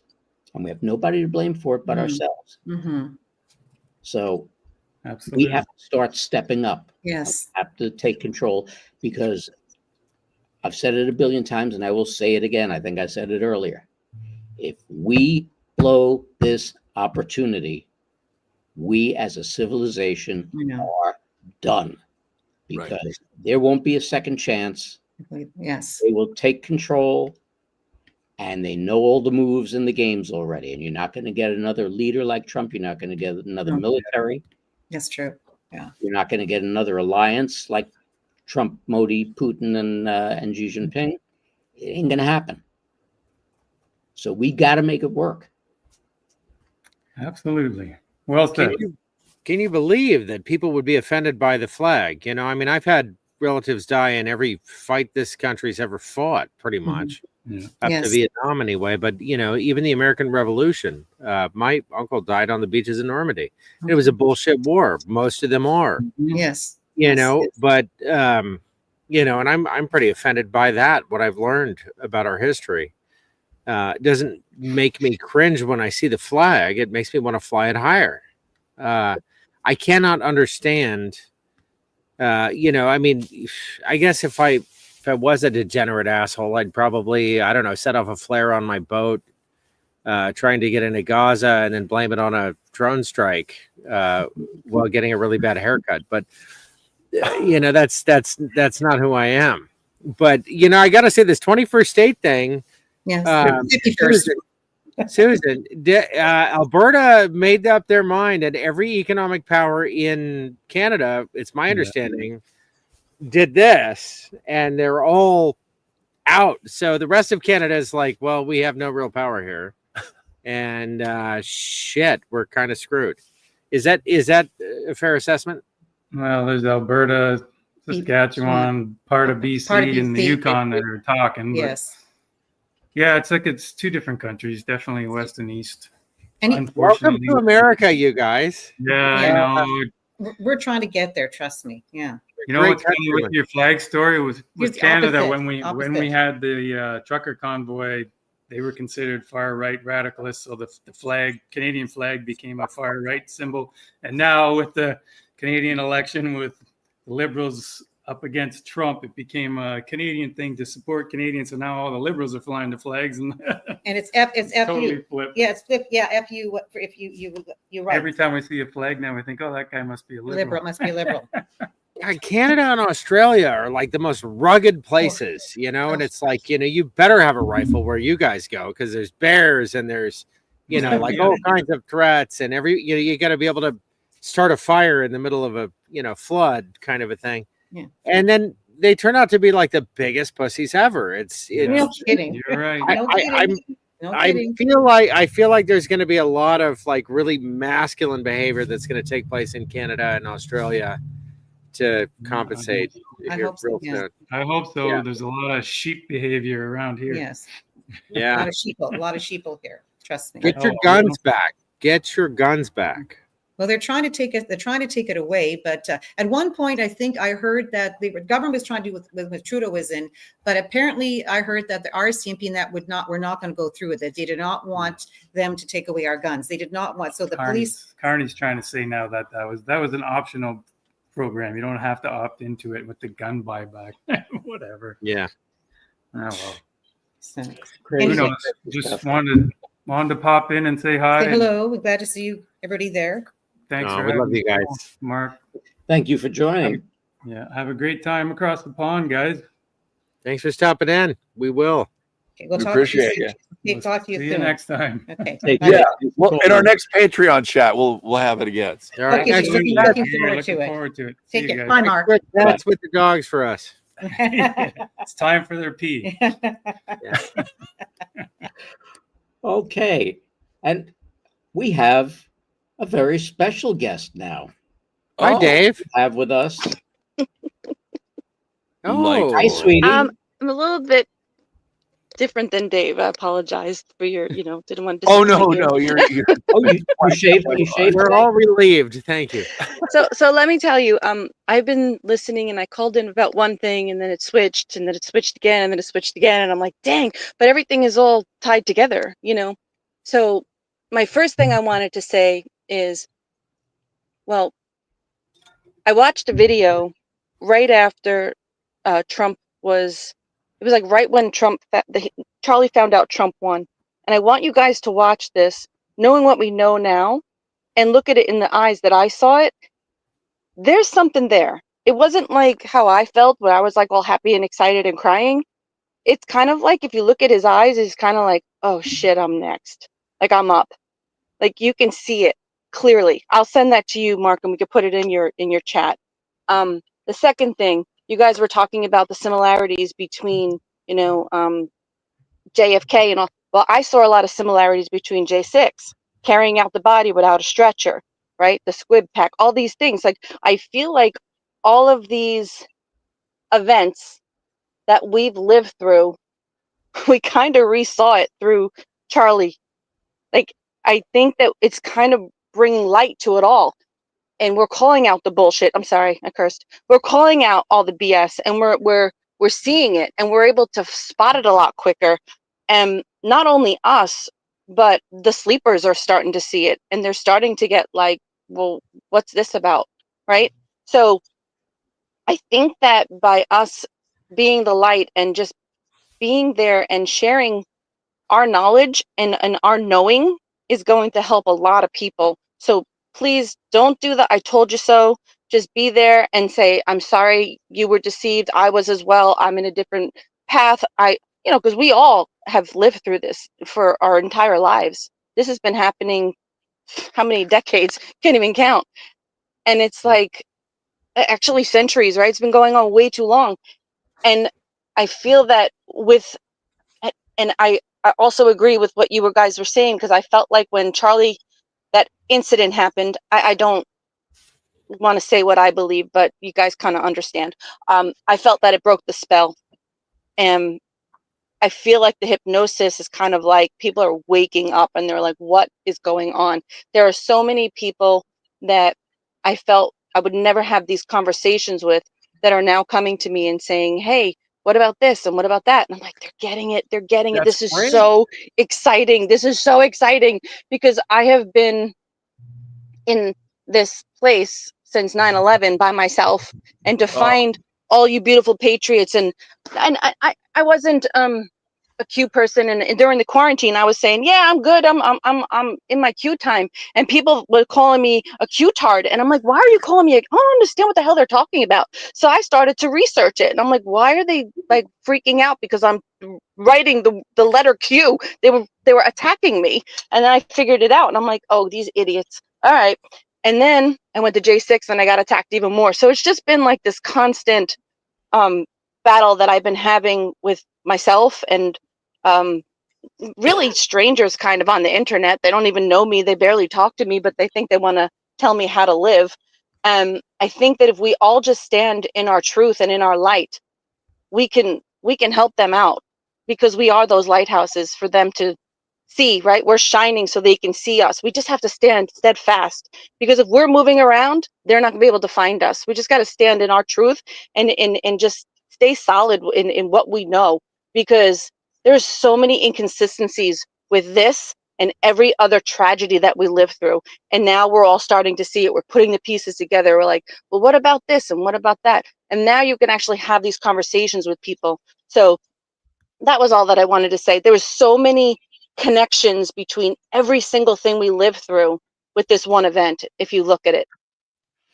Well, you know what, Kat? When we sit and we look at this, and we look at the Charlie event being a catalyst, what we could hope is that for the Patriot movement and for the Patriots in general,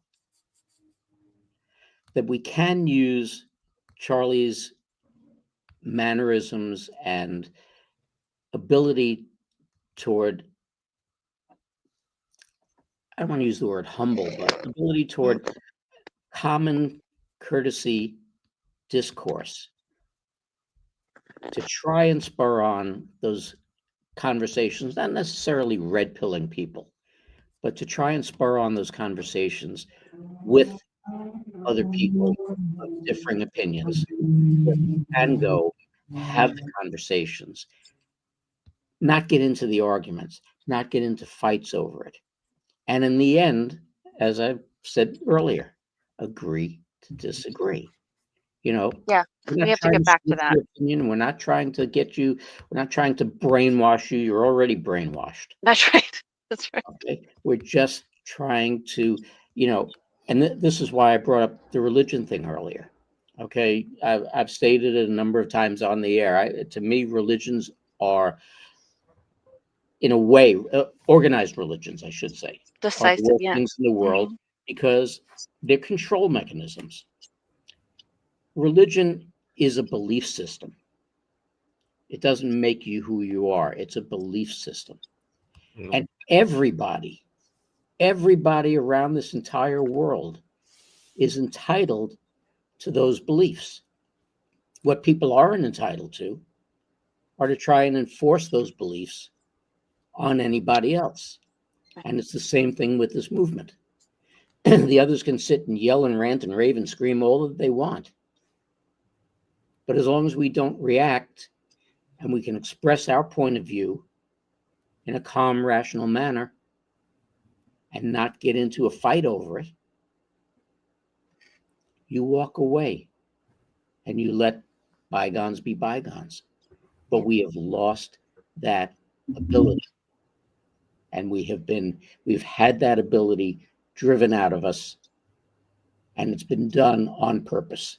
Excuse me. And the purpose has been, as time has gone on, and we got through that me generation, we got through TV of the 60s and the Summer of Love in 69 and all of that, we got into this mentality and driving the economy and everything else the way that they did to ensure the fact that they broke up the family. And when you break up the family, you break up not only that discourse, but you break up the manners and the respect and everything else that parents used to give to their children. Well, you break the community too. Yes. The whole encompassing. It is Yeah, all done by design, right? And you just see it, and everybody. I even talked to people, and I was like, well, look at this and this and that. This was way before, not now. I don't try to red pill anybody anymore. I do the red pill drive by, just go, and I keep walking. But when I was trying to do things, it's so great. Like I would just go, that's on the news, and I would just walk away and like, wait, what was that? I'm like, no, nothing. It's just I'm surprised it's on the news right now. I told you about this 5 years ago. Told you about it 5 years ago, but now you're hearing it because the news said so. It must be true, but that's okay. We're not going to get into that. But It's a I would symptom of say, being retarded. right? Oh my God! I was like, all right, I'll wear that badge proud. I guess I am a Q-tard. But I've always looked for those connections and those. I was always a numbers person too. I always counted, and I don't know, maybe a little bit of an autist. I don't know, but I did. I looked at numbers and I saw different patterns and I saw things, and I'm like, these are my people. I'm so excited. There's others like me. I didn't feel like such a weirdo. But yeah, but talking to people and I would say, what about this and this? And they're like, Kat, I can't care about this. I have to put food on my table. I don't have time to look at this. I said, we're losing our country. What do you mean you don't have time to look at this? Like, I just have to put food on the table. I can't. And I'm like, all right, what are you going to do? You can't argue with someone that's not going to see it. They just don't get it. But this whole thing, I felt like it was a catalyst to move the world forward. And even before that, you could see the Great Awakening was hijacked, right? So I've been in this spiritual movement a very long time. And then when I saw that the military was taking over our thing, I'm like, all right, maybe you can get it out faster and better than we can, because we're having a hard time getting these people to listen, right? I'm joking, but I'm not. There was enough people, but I think we needed more to pay attention, right? So everybody thought it was woohoo. And I don't know, you got to sit a certain way, got to chant a certain thing. It's not about that. It was about awakening within your own self to know your own truth. That's what the Great Awakening is. And everybody thinks that it's like meditation and this and that. Yeah, a little bit, but you can get there as long as you can get to your own truth. If you get your own truth, however you get there, you get there. Paint, do whatever you need to do, just get there. And I'm excited that we're here. It's been a rocky, bumpy road, but it's definitely been a journey, and I'm grateful that I have people alongside me now, and I don't feel like I'm just walking this journey alone anymore. So I appreciate you guys for doing this tonight and putting your voices out there, and thank you. Thanks for We love calling you, Kat, and you and Claudia and Kerry and Doug are so important to us and so much a part of this. I say it every week, we couldn't do what we do without you guys. So, and, we appreciate your input, not just right now, but in general. So it's, I'm glad that you actually did call in. But I wasn't sure if I should or not. And then I was like, well, I would sit on hold on the other ones, so at least I'd be heard this time. So I was like, let me go in. And I just kept kicking myself out on accident. And I was like, maybe I'm not supposed to. And I'm like, I'm gonna try one more time. And if I don't get kicked out, then I'll go for it. And then Doug's like, you're second. I'm like, all right, I'm in the queue. I'm not gonna touch my phone anymore, because I was trying to go back and forth and moderate in between doing this. And I'm like, I keep getting kicked out of the queue. There's our word again, right? Exactly. I was just thinking the same. That and Q-charted. It's like in chemistry, I think you can suspend a reaction by adding another element or whatever, and you can retard the action by, and in this case, it's truth. We're Q-charting it. Truth, and you retard the reaction. Good point. Entirely. Yeah. I mean, it's just so. And the only place you can't use, I mean, if you put a Q in front of it, you can say Q-tard all day long. Just don't say retard. That's right. People freak out. Even though that's a technical term that whether it's metallurgy, whether it's engineering. We're not allowed to say certain words. It hurts people's feelings nowadays. So we say whatever we want on our show. We heard a lot of feelings. I'm coming over. I am enjoying so much watching you try to squirm out of this. It's like what you did to me last week. So this is a relief. Who's squirming? Yeah, who's doing the squirming? Who's squirming? Who's doing the squirming? Yeah. I was watching Scott. Okay. Like, I'm not squirming. No, I am both substantially retarded and Q-tarded. So there you go. I have nothing to hide. Oh God, I hate to spoil the time, but get back to work. Damn it. I'm going back to work. I'm sorry. Thank you. I appreciate you guys. But Talk to you later, just talk to you soon. Thanks, guys. Oh, thank you. Bye-bye. Bye. Now let's go to Denise. Welcome, Denise. Hey, Denise. I love Denise. Hey guys, how are you? You're the best. I have that deep voice. Here I am. It sounds like your phone is like 100 yards away from you and you're shouting into it. Yeah, fell in the toilet. I'm sorry. Is this better? Oh, hold on, I have to take my earbud out. Yeah, like, I don't know, maybe just a few yards closer. Denise, Turn this sucker off. Peter. Peter. So I we can could just have a hear him. conversation. You didn't work for the New York City subway department. Subway. Do you hear me better now? Yeah, are Yes. you Yes. government funded? What's going on over there? All right, now I can't hear you. So anyway, guys, I just wanted to tell you all that the bridges that are being built right now between Respect News Treason, Fake News 7, everything that is coming together right now is just amazing. And I've been hoping and praying for this for so many years. That everybody we're all just one beautiful family. Yeah, And throw Joe Rambo in there too. damn, our consciousness is amazing, and it's all God's consciousness is coming together amazingly because we're all connecting so fast right now. It's like time has sped up, and we're just like, we all got to do this. I know, Joe and Scott. We were supposed to hang out in Tampa, or and do a bunch of stuff together. But you know what? It wasn't God's time at that point. That's It was nope. Hurricane time. Chill out, and when God's time is God's time that we all meet, that's when it's going to happen. So I just wanted to say that, and I so appreciate all of your beautiful, and you know where we all came together was Louis Herms. Oh He yeah, brought us absolutely. all freaking together. He was a Yep. catalyst of Still God's is. love Yeah, to bring it Great down here. humanitarian. the next governor of I called him California. Hermes, and he was like, "Yeah, right." No, it's true. I It wish I is could true. hear you. Ah, Can you Let hear me us see now? if I can get this thing to work. But it's better that you called him Hermes than herpes. I mean, it's. yeah. Right. I don't think you would have Hold liked on. that. But Louis, we've talked about that he may Will in that fact work? be Does that work? an incarnation of Hermes. Yeah, I hear you. Yeah. Oh yeah, entirely. Right. Yeah. Some people may not know that. Well, he and his lovely wife are in Rome right now. Indeed. At least. Well, they might have and just you landed in Ireland. You wouldn't believe the place they stayed in. Oh, it's very romantic. Very romantic. I'm glad we weren't there. You know what? They so freaking.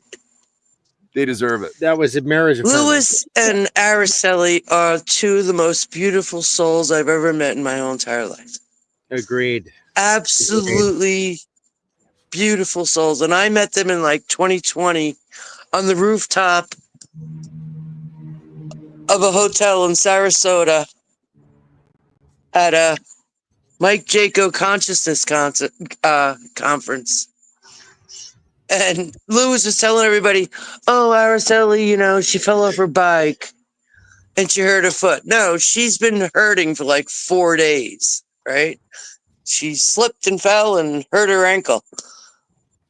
The night that we met after the conference, we were at a cocktail party, and I seen Araceli, and I was like, Araceli, what is going on? She's like, my foot is killing me. I grabbed her a chair, grabbed her another chair, and I said, sit your ass down, put your foot up.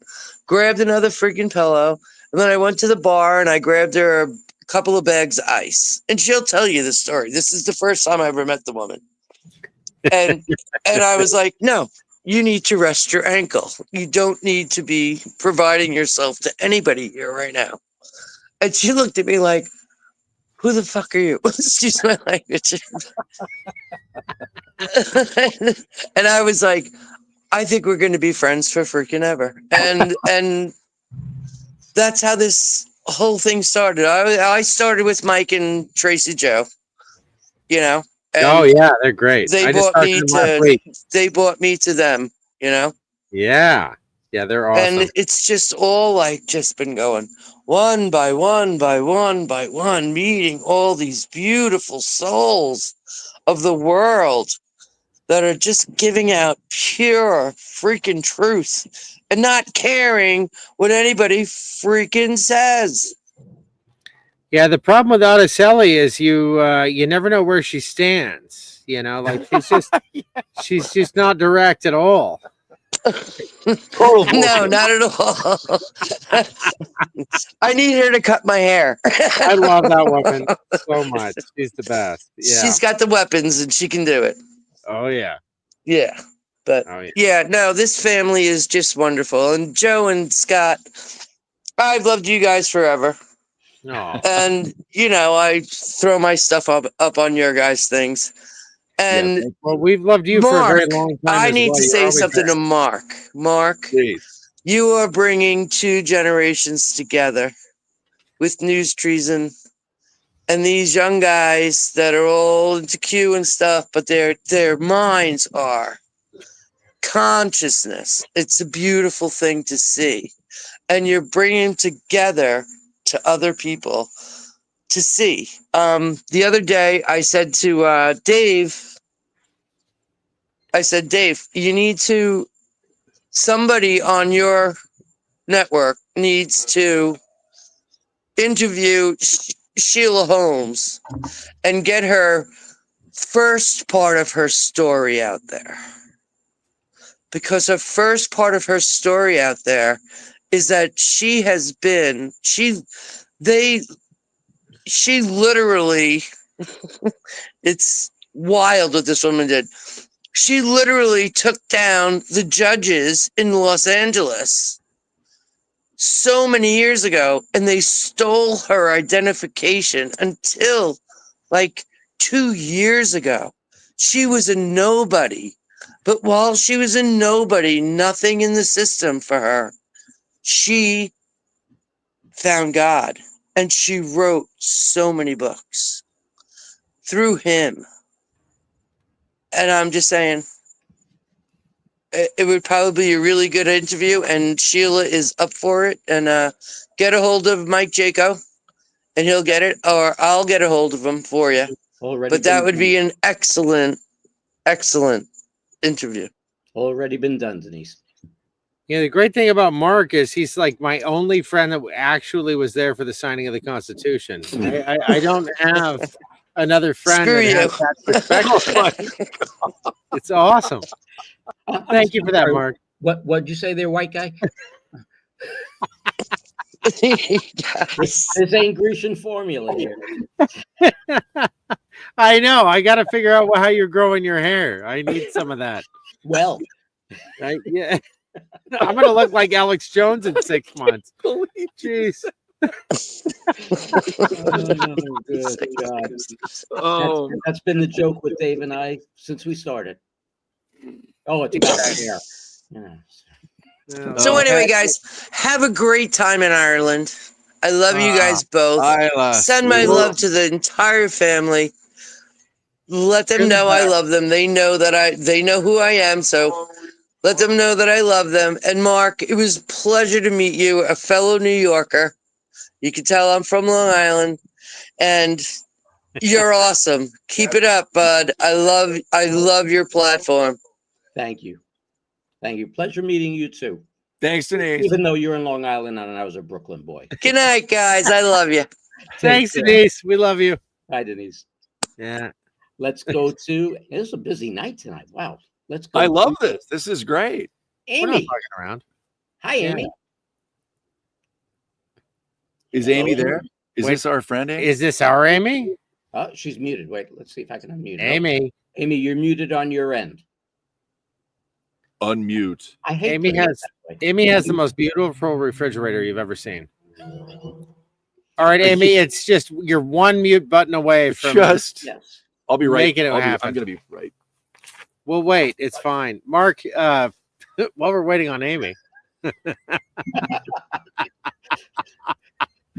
on, Amy. Yeah. I know you're trying to do that. Oh, there you go. You're unmuted. You're unmuted. Don't you think we are at a turning point, Mark? Oh, absolutely.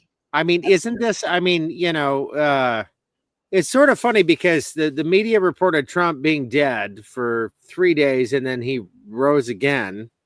And now we have, this Charlie Kirk moment that has literally shifted not just this country, but the entire planet you know, I don't know what the nothing's going on crowd is thinking at this point, but there's a lot going on right now. Well, but it's, and I know I said this earlier too. A lot of the people, a lot of the patriots, and the way that I phrased it a few years back is you have your Reawaken America tour patriots who know there's a problem. I know that the problem's got to be fixed. Yeah. But don't have a clue as to what's going on. Mm. And then you got the patriots who know, and they keep up on things, and they try to, red pill others, et cetera, et cetera. And it's almost like never the twain shall meet. And those people who understand there's a problem and are awake to that extent are still tightly grabbed tightly in the grip of the MSM. Oh yeah. That's a problem. That's the problem. And they just don't 100%. understand how to let go of that, free themselves, start to research. And this is why, I said it before, I'll say it again. People they have to get off their asses. I don't care what you think you've done or what you feel you're doing. You have to get off your ass and get involved. And it doesn't necessarily involve money. It involves your time. I keep wondering, why is the mainstream media still, permitted to do what they do? I mean, like, why are they still around? Their ratings are shit. We've cut off most of their government funding. This pharmaceutical piece is kind of the last piece in the playbook, but they're dragging it on because I think it's rather useful.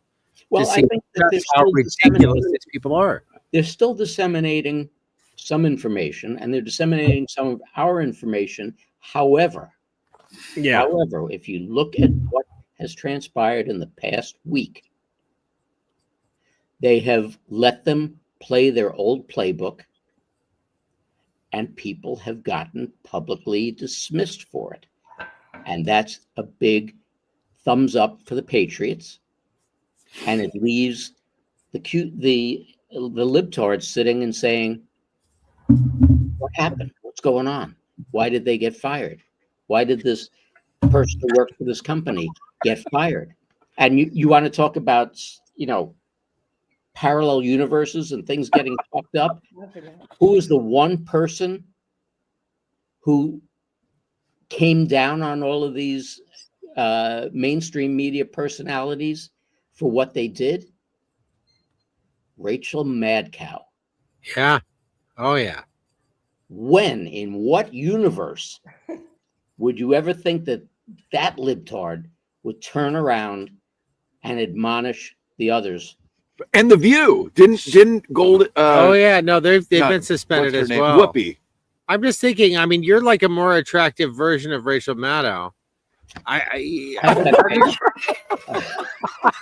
Wow, Joe, some zingers tonight. Joe has become such a huge fan of CNN because of the one fellow. What is his name? Oh, Harry. God, he's the guy that's he comes out and he's so animated. He's got the charts the and he's statistics. like, and look, and the Democrats have failed again. And he's on the floor. It is Amy. There's Amy. There's her fridge. Amy, can you lean over just a little bit? I can't quite see her fridge. Can you hear me? I'm kidding. No, we can't. We can see you, but we can't hear you. You look great. Thank How you doing, girl? Can you hear me? Yeah, we can. Yeah. Okay, quit messing with me, Joe. You heard me the whole time. No, I couldn't. Hi, guys. Hi, Mark. Hi. How Nice are you to meet doing? Nice to meet you too. I've already. Amy's coming to Ireland. I am. Be careful of these two. I know. That's one.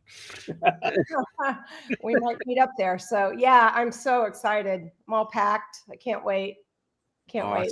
So I leave Tuesday. I need a bag. I don't know when you guys getting there.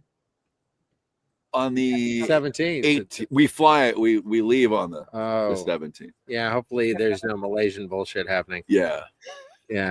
Hopefully we'll get there on the same day. So, those people are still in space, you know that. I'm not. Yeah. Anyway, I can't wait to hear what Amy has to say. Yeah. What made you call in? Let's hear it. I don't know. You guys just kept posting it, and I thought, okay, yeah, I should. Yes. Yeah, I should. So Scott. Yeah. Yes, Amy. It's fridge porn. Ah, look at that refrigerator. I'm just telling you. Only fridge. Shit, it's amazing. It really is. Someday I'm gonna come there and I'm gonna pull a cold beer out of Oh, that wow. refrigerator. And Now it'll I be see one of what the you're best talking moments of Oh my life. my God, here, I'll do it again. Ready? Oh, oh, the best. If you actually had that in either avocado green or what was the gold color? I forget. Marigold. No, it was there were in the 70s. There were two appliance favorites. It was I avocado thought it was green. marigold. And some said gold. Baby blue? No, it was gold. It was a marigold. Marigold or No. no? Do I have that wrong? Really? Yeah, I only remember because my father was in the appliance business. Oh God. So Burnt if I only sienna? had that, would it be better or It would would be perfect. it would be No, perfect? it's already perfect. Let's not talk shit about the fridge. Fridges have feelings too. I have a line, don't cross it. Yeah. Yeah. Oh boy. So do you think people have gotten nicer? have We not live in Washington, so that's a hard. We're not question to sure answer. yet here. Yeah, Like, I don't know. People are smiling more. They're just being kind to each other. They're helping each other out when they need it. It's such a surreal world. I feel like I live in. Well, I hate to be Debbie Downer, but I'm jaded because I went through 9/11 right here in New York. And I've said it a billion times. It was 6 months to the day. You never would have known it was New York. Everybody was wonderful. And 6 months to the damn day, Wow. boom, New Yorkers again. So Uh, I hope this has a longer lasting effect. But I ain't holding my breath. Yeah. I've backed off. You hear all these people backing off of trying to red pill others because it's been such a long journey. And I know we're all tired. It's hard. It's hard. It's very difficult. And to see people that are not even awake and you can't even bring anything up. I mean, you can, I do, but they just turn and walk away. It's the most bizarre thing. But then, then we're dealing with what we all deal with, and we know the truth and what truth comes out every day, and we're watching it, and we're trying. And thank God we have community, right? I mean, I know you guys felt alone, Scott and Joe, for a long time. in a dark alley, I recall. Yeah. And just to think of how many people we've met. Think of how many people I get to meet when I go to Ireland. I mean, that I would never have met before had this not transpired, right? right. So I'm so excited for you to meet Lisa and Carol and Michelle. I know. It's going to be so much fun. we're gonna have so much fun. And to think, and it's really interesting because this whole thing I've had to grow in ways that I never thought I could. And at the same time, I just lost my train of thought. It was so good. No, Yeah, I don't know what that's like. Keep going. So we started this journey, and then I kind of became a recluse, and I started studying and learning all the stuff to wake up, and I went down rabbit holes every day, and sometimes I was on the computer for damn near 10 hours. Sometimes it'd be 3, and it was just, that's how I learned, and I could not suck enough information in. And now it's like, I'm so tired. I'm tired. Yeah. And I think we all are just beaten to death, and tired. And so I just kind of stepped back a little bit, and it feels great. And now I get to go on vacation. And so a year ago, think about this, Joe and Scott. So I feel like I've known you guys for years. I don't know. Yeah. If it's the same, right? And we met you in person. I know. It's September 21st. We went to lunch. That's right. The day after my birthday. Damn. And now we're going to meet up on my birthday again. Yeah. Isn't it great? Wow. That's crazy. Awesome. Okay. So I don't know how I'm going to beat the possums, though. You know, it's like I know. I'm waiting for an actual. You'll stuffed bring possum. some leprechauns. Yeah, I can't check that in my suitcase. It's going to be corked already. So, you can't No. check what. well, if you're bringing me a taxidermy possum or anything, just ship it directly to the house because I can't. Yeah, there's bring no it. room in his luggage. No. Well, I have we'll no see. idea when it comes to you, Amy. I have no idea what you're gonna. I know. Yeah. I can't, you know. So it's God, we're gonna have a blast. We're Yeah. absolutely good. And to think, and then I remember being on a Zoom call with you guys, and I since 2020, I'll go to Seattle and back to, or not, I say Washington and back, Tacoma and back to see my uncle and a couple of cousins, maybe once a year. But that's it. Like I haven't gone anywhere. And so, and because I was kind of scared to go, you know, to be quite honest, to go anywhere because they freak you out. But finally, I'm like, screw them. I'm going to go. And Scott, I remember Scott said, "Are you going to Ireland with us?" And I went, "Well, I haven't even checked the email yet. Like, I don't even know about it." And so then y'all would have different people on your show and they were talking about going. And I go, "Oh, okay. I'm 85% in. I'm not." And then my girlfriend talked me into getting a really nice ticket on the plane. And she goes, "Amy, just push the button. It's going to be hard. It's going to be hard." And I sat there and looked and I go, "Just push the button." Are you a Virgo? Because you sound like me. No. Oh Oh, you God. with Amazon? It's in the cart. I'm just waiting. It takes forever. Finally. That's what I did. Yeah. What I did. And so then it, you know, and then I started doing work with Honey and Lisa, and I'd been doing work with them for a while, but then I did stuff of, you know, fear of traveling alone in a foreign country. And and so that totally cleared away. That whole fear went away. And then I asked him, I said, "I have an opportunity to go overseas on a trip, but, you know, did it clear today of what I wanted to clear?" And they said, "Yes, it did. And yes, you need to go." And that's before they even knew about Ireland, I think. And now they're both going. Nice. Oh, that's awesome. So yeah, I'm really excited to see them too. And Well, Mark revealed to us today he's going to be joining us as well, and we're very excited about it. Yeah, I heard the tour ran out of leprechauns, so I His wife doesn't know yet, but yeah. You'd make a fantastic leprechaun, Mark. And I'd bring my Lucky Charms. Oh my gosh, I could just see that little hat with the coiffed hair just so. He's a little tall. He's a little tall. No, he would have those little dwarf knee things and walk around. That'd be great. Oh my gosh. Oh yes. Yeah. It's going to be a great trip. The Rebels Across the Pond is going to be really cool. Well, let me tell you. So the 20th is my birthday, and that's substantial. But the 21st is the eclipse, and it's going to be kind of, I think, a really, really big deal. So I think we're all going to be experiencing something pretty phenomenal together on the other side of the pond.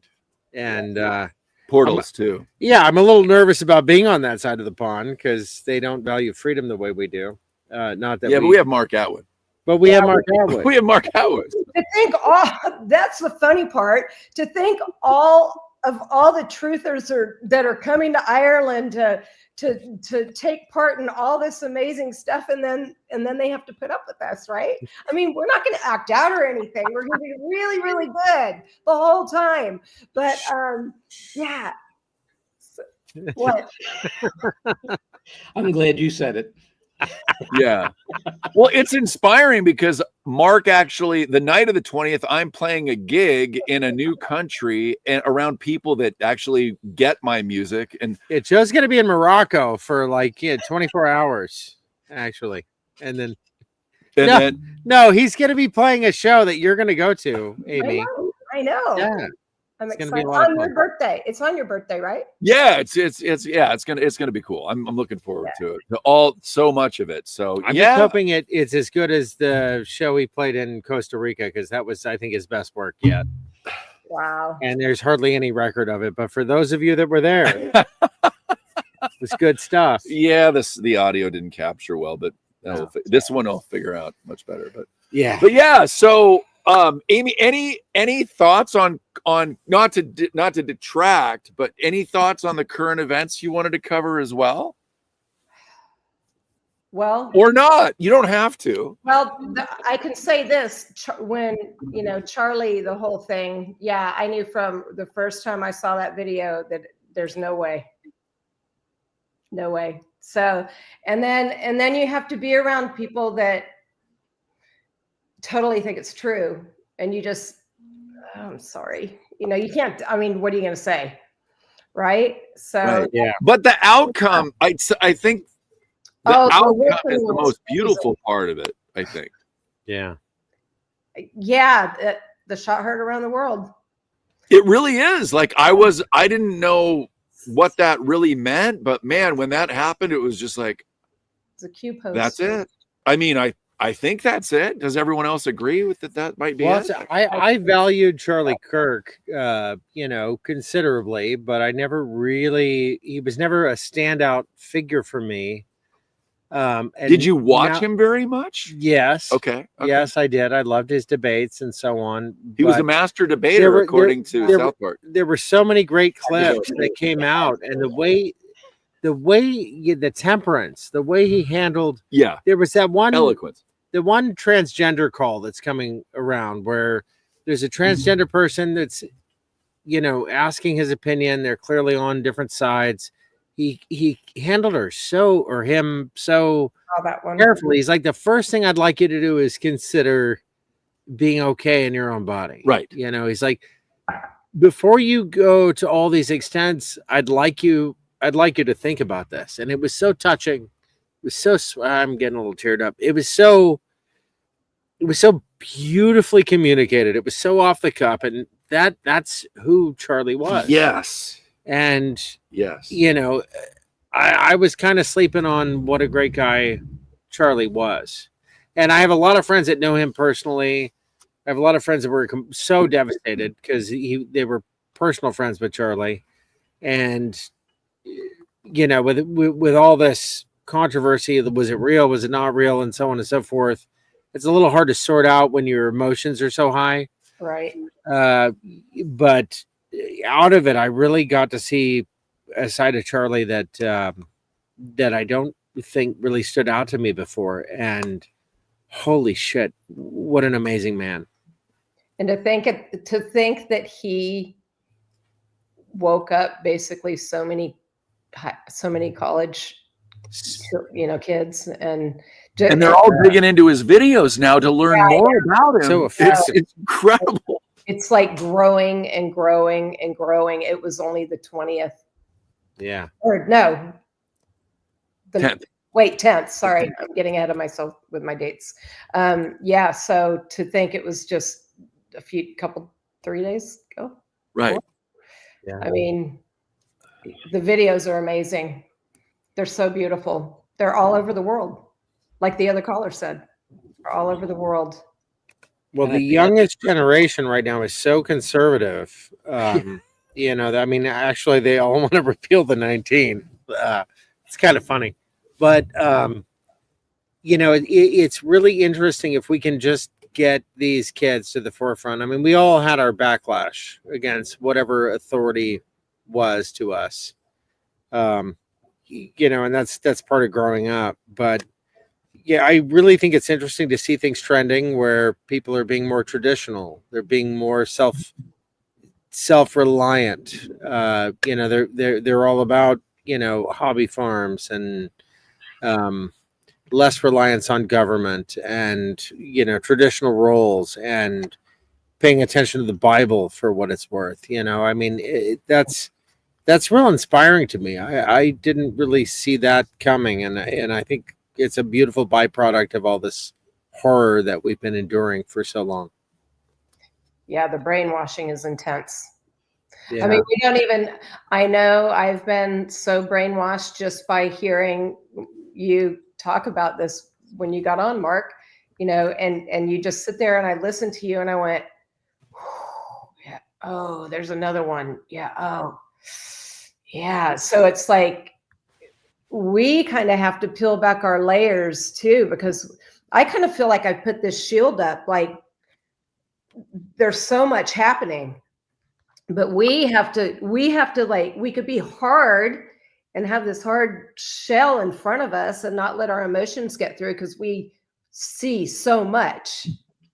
But boy, when you're alone and you start thinking of all those things, you're like, oh God, that could have been so different had they not done that to us. Or wow, I wouldn't have been, had Lyme disease for 35 years. And then it took them 35 years to figure it out for me. And I didn't get really sick until like the last 3 years of it. I was bedridden. I was deathly sick. And to find out they did that to me. Yep. And my mom was when I lived down here, but I had to move up to Washington. My mom got really sick. She had breast cancer, and it was 1980. She was sick for 8 years, half of my life.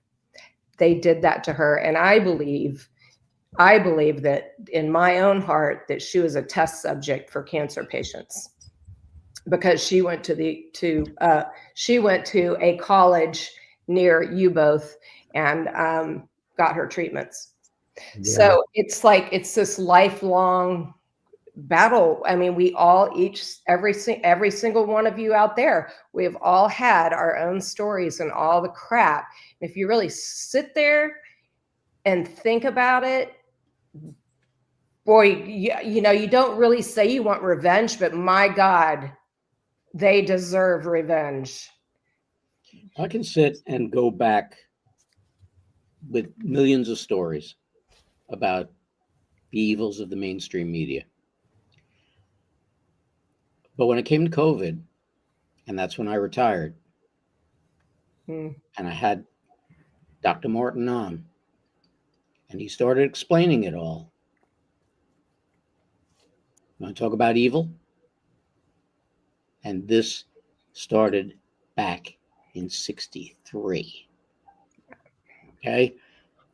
It's mind-boggling, the different ways that they have come to destroy civilization, to enslave us, to brainwash us into following what they want, and then state it plainly to our faces: you'll own nothing and be happy. As we used to say in Brooklyn. Yeah. So. I mean, it's so much that our food, our air, our water. I mean, we drink dead water. It's that bad. We have to replenish our own water system, and I despise going into a grocery store now. I won't go in unless I absolutely have to. I get all of my seafood shipped in from Alaska. I go to the farm and get all of my meat, all of my poultry, all of my raw milk. I mean, I get all of my fresh vegetables at the market, because I can't stand to think I'm going to poison myself, because that's what I've learned. Yes. Well, it is going to be really cool to visit you and come down there. Oh, yeah. Oh, yeah. Come down here. Oh, my gosh. We'll have so much fun. I was talking about that with my friend who does the event things. And so we were talking about that. I saw her last weekend. And yeah, she goes, you got to talk to him about that. And I go, yeah, I know I do. So that's on the agenda. Yeah, no, we will. We're looking for, I mean, the Ireland thing's a start, and then some, finances coming. And then the goal is to be going and doing really cool events and putting cool people together. I mean, my background is actually entertainment and putting on shows and booking things. And so I'm really looking forward to it. I mean, you're both doing what you wanted to do. Yeah. And you're already doing it. Already doing it, really. Just doing fewer bachelor parties now, though. I mean, we're getting old. Once you started talking about it, you manifested it. I didn't hear what you said. What did you say? He said, "I'm doing fewer bachelor parties. I'm down to one suit where I can pull the whole thing off in a foul swoop." It's a breakaway, but it's like Mr. Fairley. That's what it's called. I just pull the tie and the whole thing comes off. Mark No, started not really at all, but it's funny. Should I really ask which thing it is that comes off when you? Yes. Probably We do not. live in the Northwest. That's a reasonable question. Probably not. Oh, good God. Wow. Good God. You know, I'm really glad that this has at least taken somewhat of a happier note.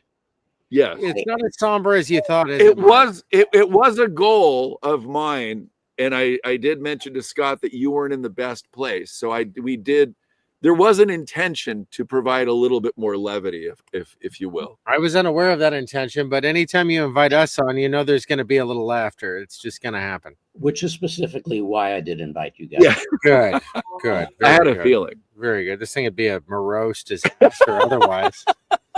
I mean, how about that intro? Shit, the views fell off like crazy. It was like, oh God, I don't want to watch. The views didn't just fall off. 3 people killed themselves. So, you know.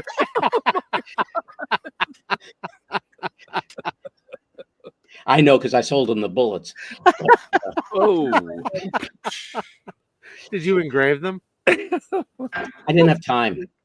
Engraving was extra besides. So things are tough nowadays. Oh, Oh, Good yeah. God. wow. well, if you don't have your sense of humor, what do you have? Nothing. Right. I Yeah. have my hair. You've got a great head of hair. You have your hair. She has her refrigerator. I have Joe. Oh, I'm We're sorry. all doing good. Joe, what do you have? What do you have, Joe? I have all of you and the viewers. I mean, Joe I has can't- me. I That's- mean, I would think that is reciprocal. It is, but I have you and more. Like, I don't just have you. I have you and them. Oh, it's not Exactly. monogamous. As do I. Oh, okay. You're one of those. Oh man. Don't turn this into an Ethan show. No. No. We Ethan's an acquired taste. But you Yes. know what's not an acquired taste is Serona. So, that's good for everybody. Is that Yeah. my? I'm just saying yes, exactly. Yeah, the man is brilliant.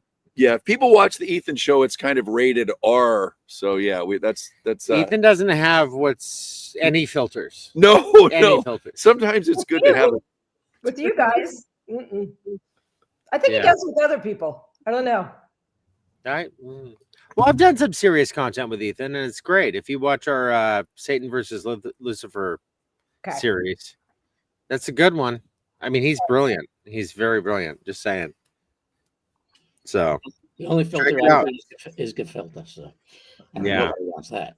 So Well, Amy, we're glad you said yes to coming on because we did mention your name earlier, hoping you'd join us. So, I heard that. Push the button. yes. So well, perfect. thank you, Amy, for joining you're us. welcome. Nice Pleasure to meeting you. Mark. It was Pleasure great. meeting you. I hope you have a great trip. Thank you. We're gonna In have spite of them. yeah, in spite. And, Yeah. In spite of the rain, you're bringing the rain. oh, the rain Get, is get ready, Amy. It's going to be a hell of a trip. Get what? Get ready. I am ready. He is ready. I could show you my bags. They're literally already packed. Wow, you're way ahead of me on that Well, one. I'm leaving Tuesday, so That's right. I Yeah. only have tomorrow, and that's a whole nother story. So yeah, Wait, so I'm leaving Tuesday. We're leaving Wednesday. Wednesday. How are we getting there on the same day? We're not getting those. What? Oh, okay. She's getting there ahead. All right. Well, we'll see when we see you. So anyway, yeah, it's going to be great. Yes. Pleasure. Thanks again, Amy. Thank Bye, you. Amy. Bye, Amy. Love you. Love you too. See ya. Bye-bye. Too. Well, that was great. That was great. We actually got some great callers. Yeah. Great conversation. Yeah. And I'm not going to bring it back down, but I'm just going to say, well, you know what? Why don't you guys close it out before I drag it down into the sewer? So, Oh, what are we at the end already? Well, we 2.5 hours. We've Okay, done that- pretty well. Yeah. Shit, I guess so. sun's still shining there, but Yeah, I mean, if for my last thoughts, I'm just thinking this really is a turning point. Thank you, Charlie Kirk, for the contribution you've made. The foreshadow. Yeah, I mean, this is literally a turning point. I think that his wife's sentiment speaks to anybody with any testosterone left in them. Real men want to defend and protect, and this stoked that fire in a big way, and I think that's important. I want to admire, I suppose we'll call it the right or whatever, but the folks that exercise restraint.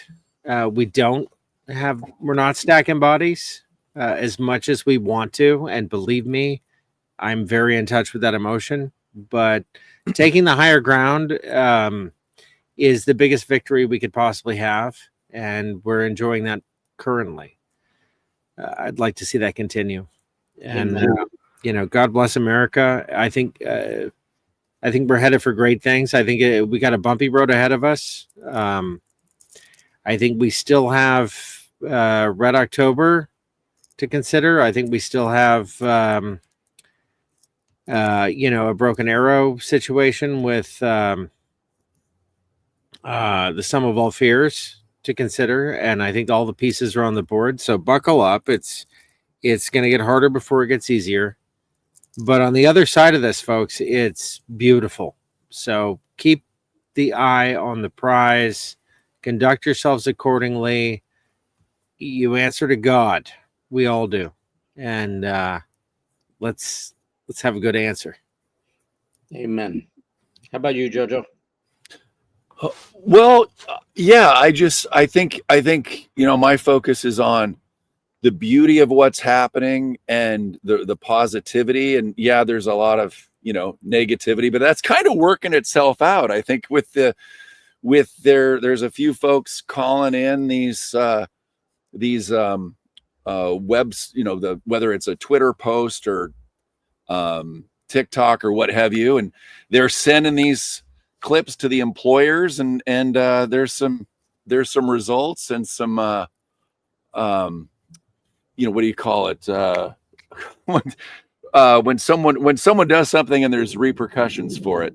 Schadenfreude. Yeah. No, that's when you enjoy it. Consequences. Yes. Schadenfreude is when you just right. We're all getting a little bit of that out of these firings. Yeah, that's good shit. So I think that's taking care of itself. But how I've what I focused on is getting more in tune with music, and I've been listening to someone that Scott introduced me to, Stephen Wilson Jr. If you want some of the most deep, beautiful music I've really much ever heard, Son of Dad is an album that came out 2023. There's a re-release, and he's known as like Death Cab for Country, right? So it's amazing. Like I hadn't heard that. He just put out an album, and he did 4 covers. It's an EP, and it's there's a Death Cab for Cutie song, a song from Smashing Pumpkins, one from Nirvana, and then I think Hunger Strike from I think it was Mother Love. Temple of the Dog. Yeah, Thank you, Temple of the Dog. This is the guy that was a scientist that found out he was really good at music. Well, and his father. So he grew up in the shadow of his father, and he was fine being in the shadow of his father. And he wrote these amazing songs, and his dad would even say, why don't you sing them? He's like, no, I write them. I don't sing. Well, what happened is his dad passed away. 5 years after that, he releases this album in 2023. And I'll tell you what, it is some of the most deep, beautiful, modern, it's country, but it's also influenced by, I would say the sound of Seattle and English rock. I mean, it's oh my gosh. Anyway, but he goes deep, and there's a lot of emotion in there, and it feels great because, I come from that place in my writing, and it just feels good that that's something that people are craving now. And if anyone is interested, I just released Louis Herms inspired me to do a set a few weeks back. And I just dedicated that set to Charlie Kirk, and it's on our Rumble and our X. But it just feels good that there's this shift, and people want real music. And even Stephen Wilson Jr. said when he was shopping his stuff, people are like, this is too real. They want something that's a little more, the kind of the stereotypical country type of stuff. But there's one gentleman from a label, and it was just like, this is like, I want more of this, and it's happening. And so I'm just really inspired to get back into certain things like doing music again, and the arts, and putting events together and all that kind of stuff, because where it's going is beautiful, and it feels like we're through this really, really challenging part, but it shaped us for what's coming. So I think beautiful things are coming, and I just want to end with that. Yeah, I'm hoping I can spur him to do a little more comedy, because I'm a sit-down comic, Mark. I don't like the pressure. We love our comedy sketches. You can check out the last one we did. It was in 2016. Right. Well, other than just sitting down and doing this show. The Voting Dead, but yeah. No, I hope both of you are right, because we got a long road to hoe with this, and we got a lot of ground to make up, and we have a lot of things to correct. And probably under normal circumstances, I'd apologize for the open and this and that and the other, but I don't. I think that it was stuff that needed to be said, and I think that I really hope, I have every confidence in our audience as far as being good and decent people. But we need to pass that on. We really, truly need to pass that on. We all have to be the best human beings that we possibly could be, especially now, if you want to honor Charlie Kirk, be the best that you could be. Be the best you could be as a parent, be the best you could be as a grandparent, as a father, an uncle, a brother, a sister, whatever. Be the best at it and pass that on to others. Because as human beings, that is really the best thing in the world that we could do. And that is what we need to make this great awakening not only happen, but have legs and live on for a long, long time, just as long as the evil did. So, guys, thank you again. Pulling my ass out of the fire here. And I wish you a great trip. We'll see you when you get back. We will do this again. Well, not this. I'm doing this. But, we'll get together and we'll do this again. Okay. Absolutely. We love you, Mark. Thanks so much for having us. And, pay attention to my birthday, because it's the eve prior to, I think, some pretty monumental change in this world. Well, it happens to be the eve of my next show. There you go. How could I possibly forget it? There you go. And I just want to thank you again, of all the people you could have reached out to. And even though we just did a show last week, that you reached out to us, I think that's a testament to our friendship and respect for each other and how we see things. So, and the fact that nobody else got back to me. And I'm sorry. Glad we made the cut. Jeez.